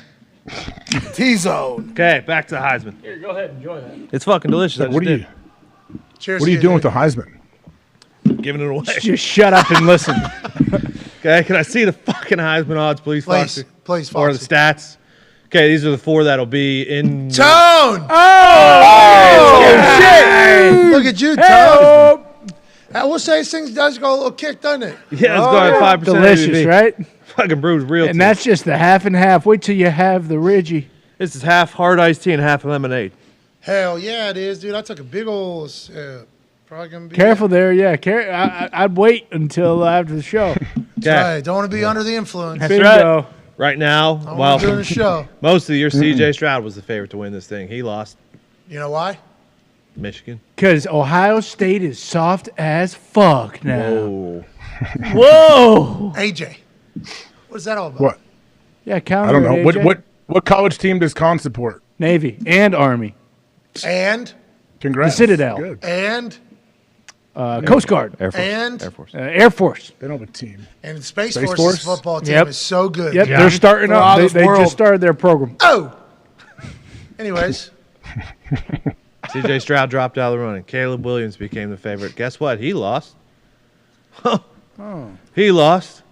I, He's going to win it, two- though, minus right? 2,000 right now. Yeah, he's minus 2,000 odds to win the Heisman. And he did just win the Maxwell last night, which I believe 8 of the last Maxwell winners have won the Heisman. Oh! So, fun fact there. But as you heard Herbie say earlier on this program, What are you doing right now? Isn't this a part of the thing? Yeah, wait, Tony. I believe I don't think you're supposed to give. that you're just promoting You're asking those to guess Yeah. who yours is. exactly. And I throwing think a we curveball know. here. it. Yeah, now. Come on, Stats keep and- going. Keep going, Tone. You got it. So, what you guys all have to do, Bingo. Okay. Very What about you, hashtag Tone? PMS Tones Twisted Tea Trophy. Oh! Hashtag PMS Tone Twisted Tea Trophy. You guess who Tone thinks should win the Heisman. Okay? Can I guess right now? No. No, but Tone's a big second chances guy, so I'm Tweet thinking- it. Tweet it. AJ. Hashtag PMS Tones Twisted Tea Trophy. Yeah. That's easy to do. Hashtag PMS TONES TWISTED TEA TROPHY. And you have to guess who Tone. Who my Heisman is. Is it the 25-year-old who hasn't lost a game in fucking, I can't remember when. As reigning national champion. Was it CJ Stroud, who, was really, really good all season long? Okay. Great player. Didn't sound like the setup to this whole segment was like that. Was it Max Duggan, who's a dog? Dog. Okay. Does he have the numbers that those guys have? No, but, he's a fighter. Tony, who's the fourth player? Caleb Williams, okay? Okay. Minus 2,000 You, right now. you to watch win the him play Heisman. football? Yeah, that guy can play. His nickname's Superman. He's an actual magician out there. Yeah. Magic Man. Yeah. Now you see me. Now you don't. Hashtag PMS Tone Twisted Tea Trophy. Cheers. What's the winner get? What does One winner, $500. Wow. One lucky winner. Free 12-pack and Twisted Tea. You can get tweed up with that pretty hardcore. I'd say. One person can. Yeah, absolutely. Twisted Tea, I do believe, properly priced. Yeah, they're affordable. Amongst competitors. Mm-hmm. I do think I like the other flavor better. What's that? Well, that's because the other flavor just sets the standard so high. This is half and half. I like the full tea. No lemonade. Lemonade's a little... I'm not a sweet guy.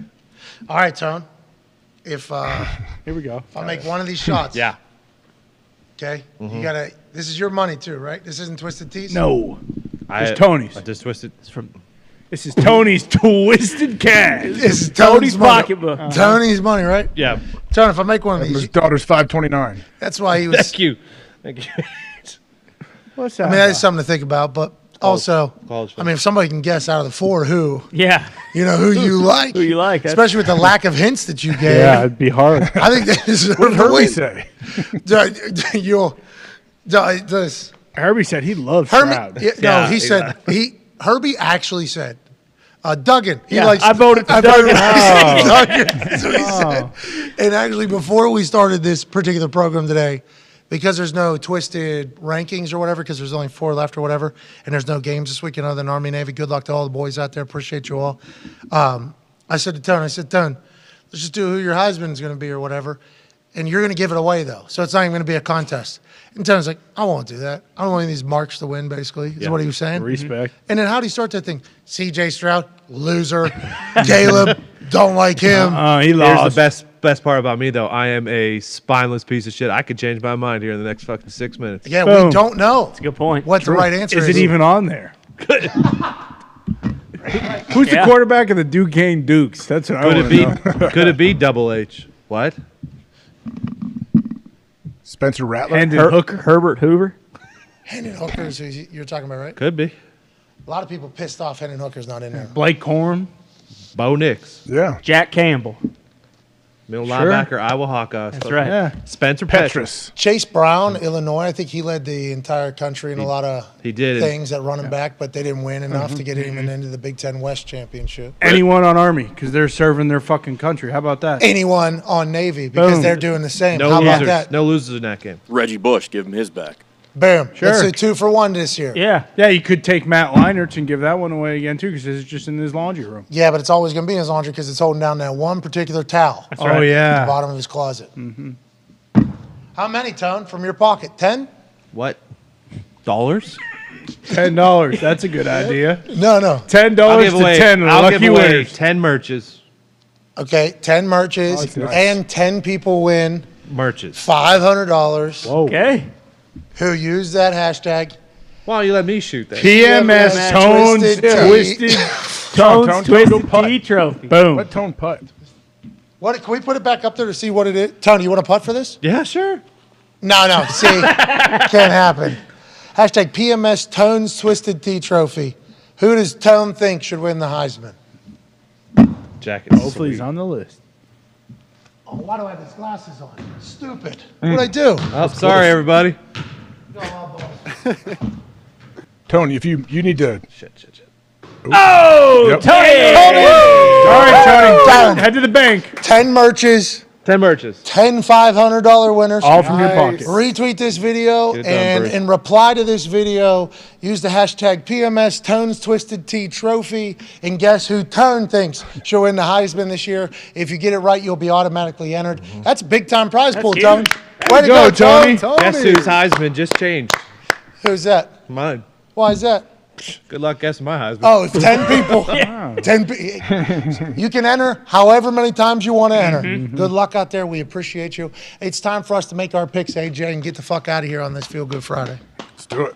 What an honor it is to be in this Thunderdome with you boys. Been a long time. AJ, Great to have you back. AJ, thank you for traveling in here and kicking ass every single Friday. And Rappaport, thank you for filling in last week when AJ couldn't come because he was vacationing with the Yups. And that's Again. very well deserved. I am pumped to be wrapping up the week here. Let's Hell go. yeah. Let's do it right now. Here we go.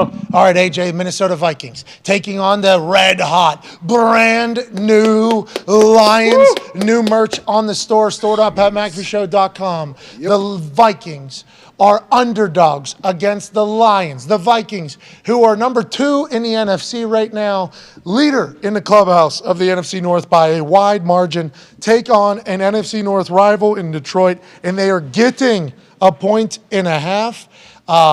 Dan Campbell, whenever he was told what the spread was, said, "What, man? Huh? I don't even know what to say, man. How does that even happen, man? Man, they're the same animal, though, when they're underdogs, and the same animal whenever they're the favorites. That's right. They're the brand new Lions. What do you think, AJ? Give me the Vikings. Give me the Vikings as well. Okay, Jets +10 traveling up to Buffalo, New York. No Sorry, Von Foxy. Miller. We have chatted with Josh Allen this week and Jordan Poyer and Von Miller. A lot of high vibes from the Buffalo crew whenever you could think that maybe they would take a moment to be like, damn, we lost one of the Mount Rushmore pass rushers in the history of the NFL. I don't think they think they're going to miss a beat. OBJ was at Josh Allen's house last Friday night, whining and dining and learning about the culture in Buffalo for maybe he'll be a Bill. Your thoughts on this game? 10 is a lot of points. Mike White, is he dead? Last year, I will say, Mike White balled against the Bengals, crushed them, 400 yards or whatever. Yes. He did have a couple games against the Bills and the Patriots in which he had like 2-3 turnovers, didn't have a lot of yards, and did not go great. Did play against the Colts last year, had a pretty good defense, had one drive, looked good. Earlier this year had a game, he looked good, has come back down to earth. What do you think here, AJ Hawk? I hate when we have these, 10-point spreads like this, but nothing against Mike White. I'm going Buffalo at home here. Just too much going for these guys. They're going to, especially they know it really matters now. So give me Buffalo, give me Josh Allen, everybody. 10 looks like so much, right? Because just it's the NFL. It's next to 1.5 and 1.5. 21-10. Yeah, there you go. That's 21-10 is a pretty good game. Not that big of a blowout. Cover. You know what I mean? Like, we have to remember that whenever it comes to this type of situation. Give me the Bills as well. In Gary, last week, what was the receipts? There was no receipts. Oh, sorry, Gary. Hold the receipt. Actually, do you want paper, email? None. Okay, that's what happened last week, Gary. I don't want to end up on it, though. No. I don't want to be in a Gary V receipts video because I got respect for Gary V. With that being said, Buffalo, -10. Western New York, the only team in the state of New York. That's right. -10. I might have said too much there. I'm going to end up in a Gary V receipts video. Baltimore Ravens on the road against Pittsburgh Steelers. We tried to get Tomlin on the show on Monday, and sources told us that we were told it's fucking Monday a Raven week. I'm working. Potentially from the head coach's mouth. Yep. Love you, Coach Tomlin. Love you, Coach. Coach Tomlin is obviously a man who has great respect for this AFC North rivalry. The Steelers still can somehow backdoor into the playoffs when it seemingly was all gone for them. TJ Watt playing for them makes them a very different team. Kenny Pickett's coming into his own a little bit more. George Pickens, anytime touchdown. Let's remember that. Because of how pissed off he was and what Tomlin ended up saying afterwards in the press conference about, like, don't need to make it a habit, but love that we got guys that want to get the ball. All good wide receivers have the same trade or whatever. +1.5, Huntley in the Ravens against the Pittsburgh Steelers. AJ Hawk. So I'm kind of going back and forth on this one, but I'm taking the Steelers at home, -1.5. Diggs, you guys, Nick, you've kind of turned me around on these Steelers team. This team, I almost wrote them off for a minute, but I have not. I have some hope with Steelers. It's at Acrisure. Yep, that's right. Right? Yeah. Oh, yeah. It's games at Acrisure? Yeah. We didn't write back, AJ. We did not. You can't say that. Got to pay Gino for that. Yep. Yeah. Hope you're happy. How much? I'm in fear from my life from the Lord, arm of the Lord.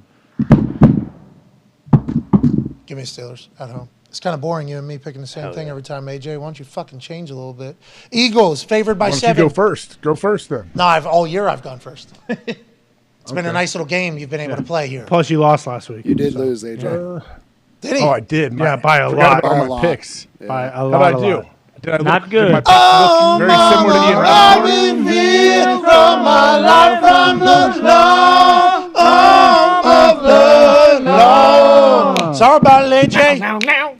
Hanging out with I Yups, forfeited. you forgot to put your pics in the text message group. Yeah, I won, dude. Sorry about it. You did. You're right. Fucking right, bro. I'm back up. I'm Give a me- loser. I'm having a rough Give me the year. Giants. Give me the Giants +7. Now he's just sweet.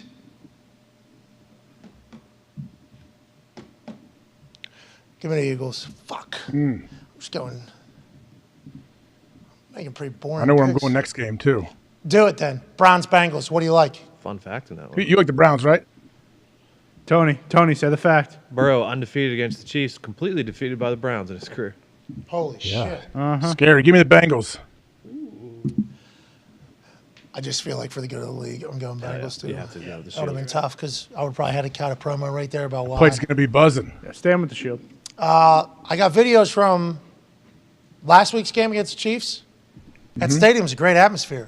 Hey, that's a really good stadium, AJ. I didn't know that. I don't think I had enough respect for that. Every time we played, it was like preseason, and you could see how it could get going.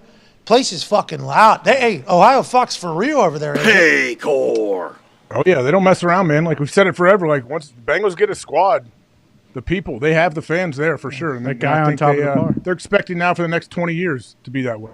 All right, give me the Bengals -5.5 at home. Jaguars, Titans, Vrabes favored by 3.5. Ooh. I guess. Yeah, I got to go Titans here. Titans, is this a GM game? They're playing Fired for GM They got game, fired? yeah. Fired GM game. Is that something, Tone? It is now. Well, we're gonna find out. On Yeah, I don't know if there's a lot of stats on fire Team- GM games. Being a winning team, Yeah, we'll figure firing that a out. GM in the middle of the season. Is Trevor Lawrence? Is he playing? Because he looked like his season was over last week. But Yeah, he came back, right? The whole second half. He All right. played. His knee, his foot. Oh, it was bad. Bro, but he came back and Yeah. was Yes. running and everything. Durable. Gumby. For the Horrible, Titans, yeah. isn't this Hell yeah, more Gumby. so a our coaches know how fucked and our team just got shit pumped game? Yeah, you're right. Give me the Titans And minus Derrick Henry 3.5. ran for 20 yards game. Yeah. Yeah, but Ohio, I guess we'll find out against Georgia. Yeah. Well, You know? Ohio guys, we're not out on Ohio State. Current. Yes. Is that how the state's viewing the Ohio State current team, AJ, or no? As what? Like these guys don't represent us? No, I think they're still firmly behind this squad, but they need them to have a good showing against Georgia. Just a tough showing, right? Just like admirable. No, they want to win. There's no moral victories. They want to win. No, I know, but like the way that it ended. Can't get Yeah, beat by you 40. don't want to get pounded. Don't Yeah, get pounded. Don't give up too many explosive plays. That's what killed him, obviously. Just as somebody that isn't from Ohio, I feel like that's probably how Ohio fucks feel. Yeah. Like, hey, we might lose every once in a while, like once every 2-3 years. We understand that odds are against us. Can't have it be Kicking bear. in the manner in which people can't be saying, "Oh, the other team's tougher than fucking Ohio." Like Can't- Ohio prides itself on being. Well, it can't be Michigan. It can be anybody but Michigan. Like you can't lose to Michigan. You can't lose like that to Michigan. Well, then you compound the fact that it's also Michigan. I think like that's That's the big thing. AJ kind of gave himself away there. He said, "Yeah, they're still standing behind him." He didn't say "we," so we know where AJ. No, AJ, he's Because I'm not on the team. I don't say we. I'm not one of those fair weather fans. Well, he that asked, we when they're he winning. asked about the fans. He didn't ask about the team. But Well, fair. we need to figure it out. Okay. Oh yeah. Stat. Yeah. I think the Red Wings followed me.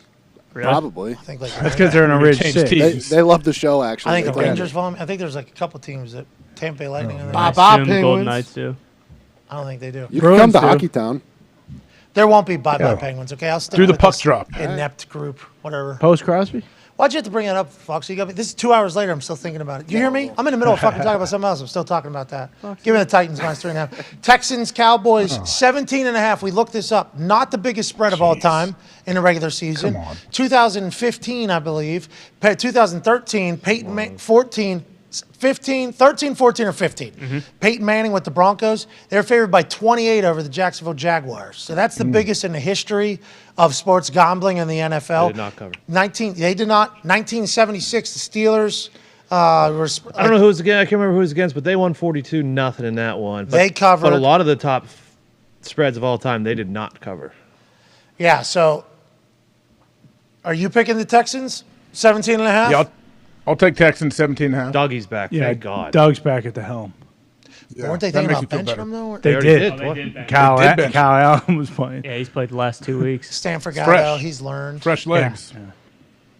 Fresh arm. My big thing was going to be I was going to take the Texans and be like, oh, right in your face, you know. Mm-hmm. Give me the Texans. Kansas City Chiefs favored by 9.5 on the road against a stingy Denver Broncos defense that Chiefs. knows the Chiefs. Russell Wilson and I forget the person that did it. Something Lee, maybe? General? No. Yep. Might George still Payton. have it. Yeah. We have the Bobby? guy. Yeah. Bobby Lee? I have two. Which one are you referring to? Toilet. Okay. I want to give credit to this because this is real research. No, nowhere near the name Lee. But he looks like a Lee. He does. Kent look like a Weyrauch? General Lee. Kent Weyrauch? I don't think I saw the origin of this. I think I saw a report of this particular report. Oh wait, no. Look, idea credit Garrett Lee 496 on the bottom. Okay. Garrett Lee. Wow. Still got it. Still got it. Well done. Hell yeah, dude. Fucking right. Let's go. Dude. So what is this thing? What is the Go, man. I thought I lost it. I was like, oh, no, fucking Lee. That's nowhere near I got Kent Weyrauch. Thank you so much. Got it. Okay, I was going to even say Garrett Lee, but I didn't want to go too far. That would have been too much because then you're giving too much and you're not really right. Mm-hmm. Give less, still can be right. Bingo. You go too direct, too descript, can be much more wrong. Wasn't sure of it. Anyways, yeah, so Garrett Lee on TikTok figured this out, and Kent Weyrauch brought it to Twitter. This is how many bathrooms he has in his new house in Denver. Okay, so he's got 12 bathrooms. He can shit all day. And this is how many touchdown passes he has on the season. So he is not caught up yet to the amount of bathrooms in the house in his new palatial estate with his new contract that he got before playing it down. He does not have as many touchdowns as toilets he has. And him and Sierra obviously utilize all those toilets. So we're not saying that 12 bathrooms is problematic. No, you should work to hopefully one day get to a point in which if you want to have 12 shitters so you can have a screaming diarrhea toilet. Yep. You can have a pissing toilet, a puking toilet, a log toilet. Yeah, have to have a log toilet. That one has a lot harder. Yep. flush. Big time water pressure. Yeah, if you work to that point and you have all those different, we're not saying that's a bad thing. No. What we are saying though is this is a pretty wild way to be compared, and if you're successful or not, literally saying this guy's fucking worse than toilet. This guy is shit. This guy is bad. This is how it's been, and thank you to the internet for finding this AJ Hawk. I mean, do they market any toilets as just log toilets? Oh yeah. They should. Yeah, the house that I've been living in here for like the last year or whatever. Mm-hmm. I don't know if it's because it's near a lake. This thing is a every flush. I mean, I'm sure people are going to be pissed off about that. The toilet that is in the bedroom, I think that motherfucker's undefeated. Okay? I think he could beat whatever comes through. I think that would be a log toilet, is if I was to specify. That would be, hey, been a couple of days, been a wild weekend. Yep. Had every mixture of everything. Let me head to said throne and destroy this thing.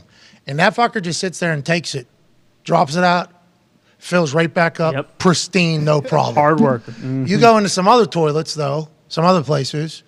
Like, I've given my best to that toilet. Nothing. There's other toilets that I would have fucking taken out first round, probably. You know what I mean? And that type of thing. So that's what we're talking about. We don't know how many of those they have there. They probably don't poop, actually, the Wilson family. No way. But they might be all just peeing toilets, not sure. You do need a log toilet because there's no worse feeling than dropping a huge log and then realizing you got to cut it into thirds with your piss because it's not going to go down. Yeah, and you're just getting under the sink to get more water in there. Exactly. Because I need a pressure washer. Right. It's your laser urine stream. Yeah. So are you okay in there? Yeah, just waiting. Yeah. Just drinking, trying to get another shot at Gotta this get another thing. piss in here. Saw this log in half. Only got 2 cuts in it right now. AJ, didn't you say you kept a knife nearby for that?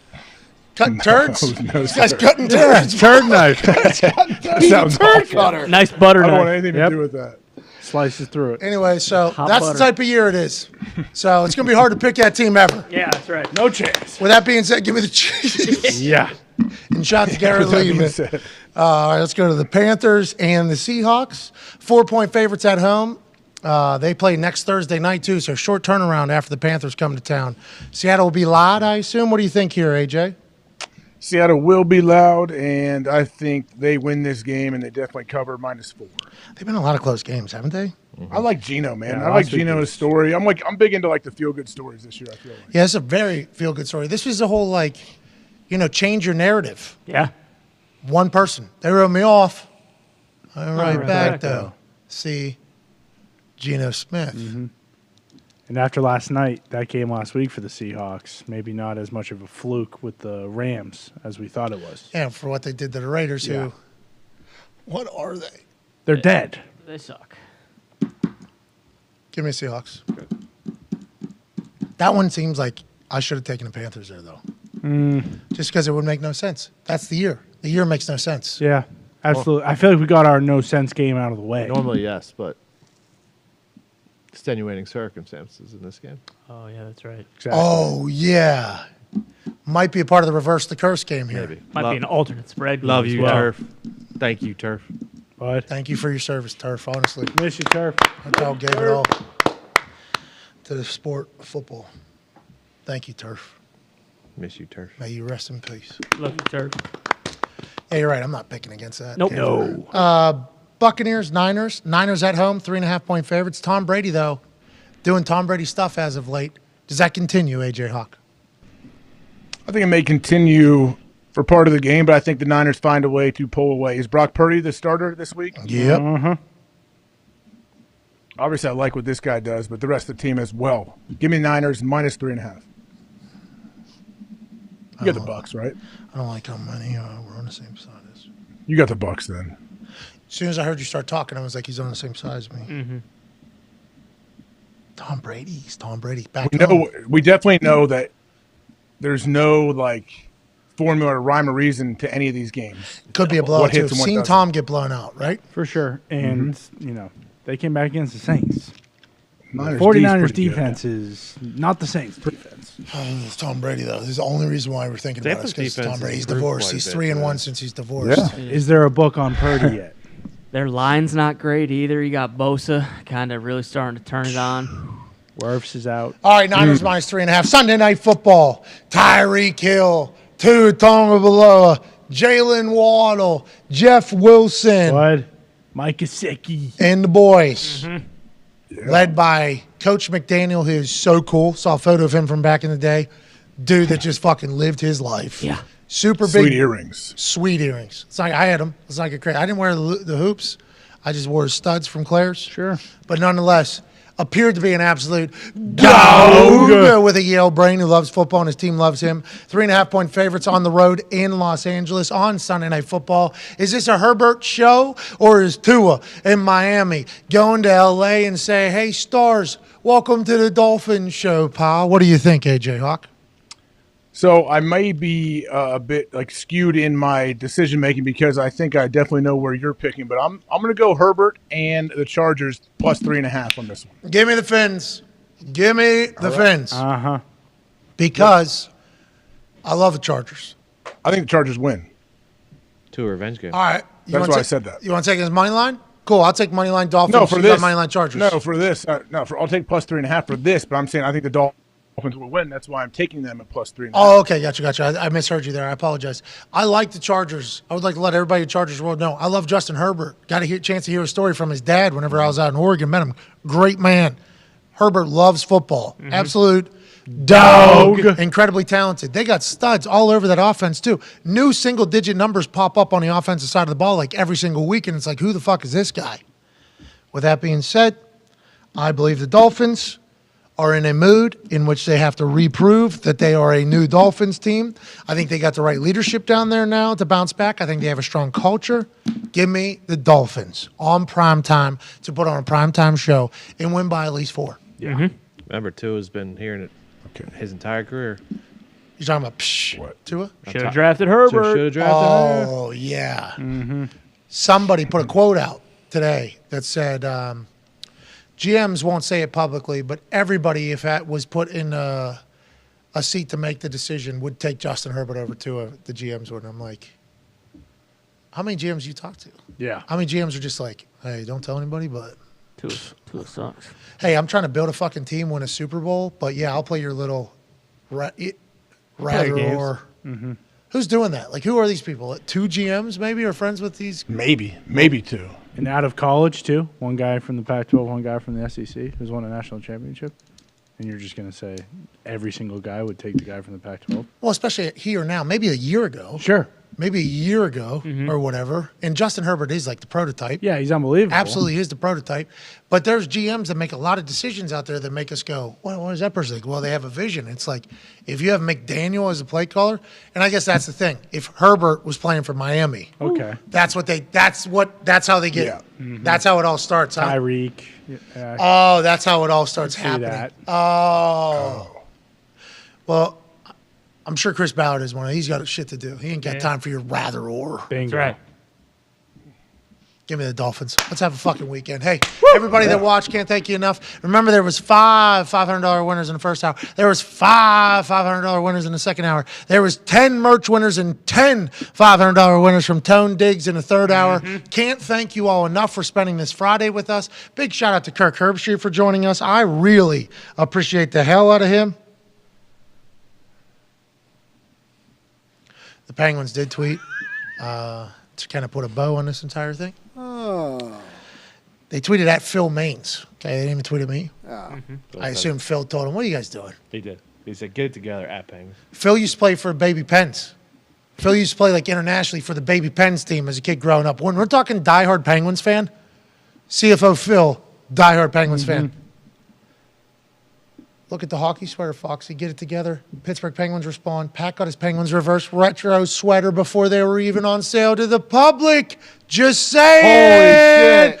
Foxy, you got a recycled ass fucking reverse retro. I got a custom one. You know what they did? They grabbed theirs off the shelf. They said, fuck it, send it to those people in Indianapolis. We don't even know who it is because we don't follow them on Twitter or interact with them or give them tickets or give them a flag or do anything cool with them. And he's literally the biggest Penguins fan in the nation. So, yeah, I mean, cool. Try to save yourself. Good job, Pens. Well, no, what the Penguins are saying, we were winning championships. You guys are original 6. That's the last time you guys were good. So well, could you click on the Penguins real quick to see if they are knowingly not following you and they're just doing this as almost? What do you mean? They're definitely knowingly enough. It takes a full thing. They didn't even tweet at you, Pat. They had to tweet at Phil. Yeah, that's what I don't understand. No, they also tweeted at me. Oh, they also tweeted at me. Take it back, Foxy. And that's a nice looking sweater at Pat McAfee Show. Yeah. Thank you. Oh. Why don't they follow you? Not this tweet. Other tweet. There's another tweet in the group. Oh. Boom. Click on the original tweet. Oh, they're busy. That's They're busy. That's an official account. They're busy. Yeah.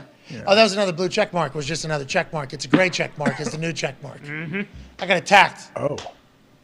Here Look. Boom. Oh, there it is. Boom. Boom. Boom. Boom. Boom. Let's go, Pens. Boom. Let's go, Pens. Hey. Go. Let's go, Guido. It's about time.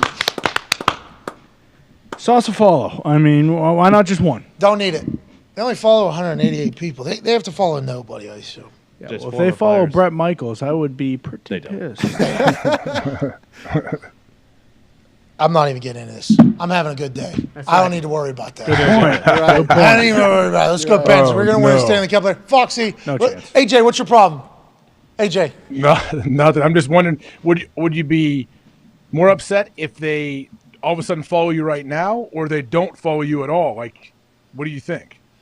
No, I think just continuing to not follow me is the right play. They're so focused on winning a Stanley Cup. You don't want them to pander. Don't pander to you now. Let me earn it. Let me earn it. They follow the Pittsburgh Pirates, which is interesting. Well, of course, they're going to do that. Listen. Sure. They're fucking brothers. Yeah. What's your problem? All right, we're I'm out just of here. taking a look. I just Talk want to Stifler. see. Hey, great work this week. Put your phone down. Put your phone down. I need to know. I need to know their deal. Of course they follow Mikey and Big Bob. Duh. It's Pittsburgh royalty. I fucking love those dudes. I grew up with those guys. So did one half of the Hammer. Dahn. Cowboys, Tone Diggs. You remember in the morning driving in, Mikey and Big Bob, the freak show. They got everybody in Pittsburgh to work. 96.1 Kiss FM. Absolute Pittsburgh royalty, okay? Stuff a bus they just got done doing for like the 10th straight year. I believe there's a Mikey and Big Bob night at Penguins game once a year, and they dress up and so. It should be every night. In my eyes. I love Mikey and Big Bob and Tall Kathy and that whole team over there at 96. Tall Kathy?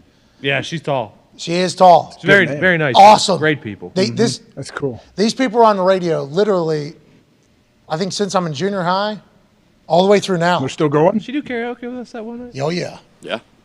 Oh, Sang yeah. Hootie. They're great. Great time. Great representation of Pittsburgh. Great representation. Great. Like I'm massive fans of that. They give us love. Like they'll send probably for this, they'll say something, and I'll still be like, "Fucking Big Bob just sent me." Like it's that type of thing from when I'm a tiny little kid. Small town But Phil, them and DV, fucking good people. Exactly, is where I learned about Josh Miller being a fucking stallion. Anyways, I don't need to follow to understand that life is good. We're very lucky to be here. AJ, I can't thank you enough for joining us every single day. Herbstreit, Toxic Table, Hammer, Dahn is in 15 minutes at 3:30 Eastern Standard Time. YouTube.com/Hammer Dahn. Foxy, you look incredible in your sweater. Zito, great work this week, pal. Really good stuff. Thanks for everything. Good booking, good conversating, good everything you've done. Appreciate that. Nikki Nuzini, incredible Paisano shirt you got back there. Good work. Hey, Dirty, great work this week. Your artistic abilities were showcased flawlessly, pal. I appreciate you. Rams house, baby. Hell yeah. Bill, good work this week, Bill. Hey, Bill. Hey, baby, Great Bill. job, Wait, Bill. good work, Bill. Job, Bill. Hey, Mitt, fucking crushed it this week, pal. Mitt was walking, this whole number here after he got off the crutches. This week, actual progress of seeing him becoming a human again, being able to walk. He has looked so cool. Oh, my God. So cool The this flow. week. We appreciate it. Hey, Bruce Brown. Bruce Brown might have locked down another partnership with a company. What? We all love that, baby, Bruce. Go, Brownovich. And also, Croatia win. We appreciate that. CFO Phil handling biz on the back end.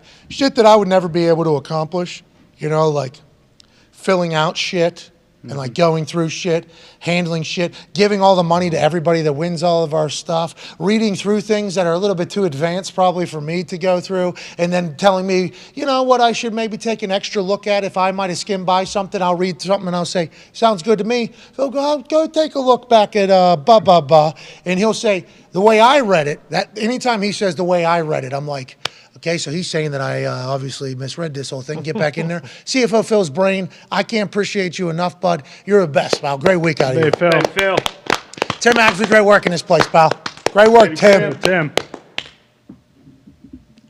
And everybody else that's in our world, Darius, AQ, Coach Pagano. How about you, Pat? Amazing. Hell yeah. Hell yeah. No, Come on now. Come on now. Oh, okay. Feel good Friday.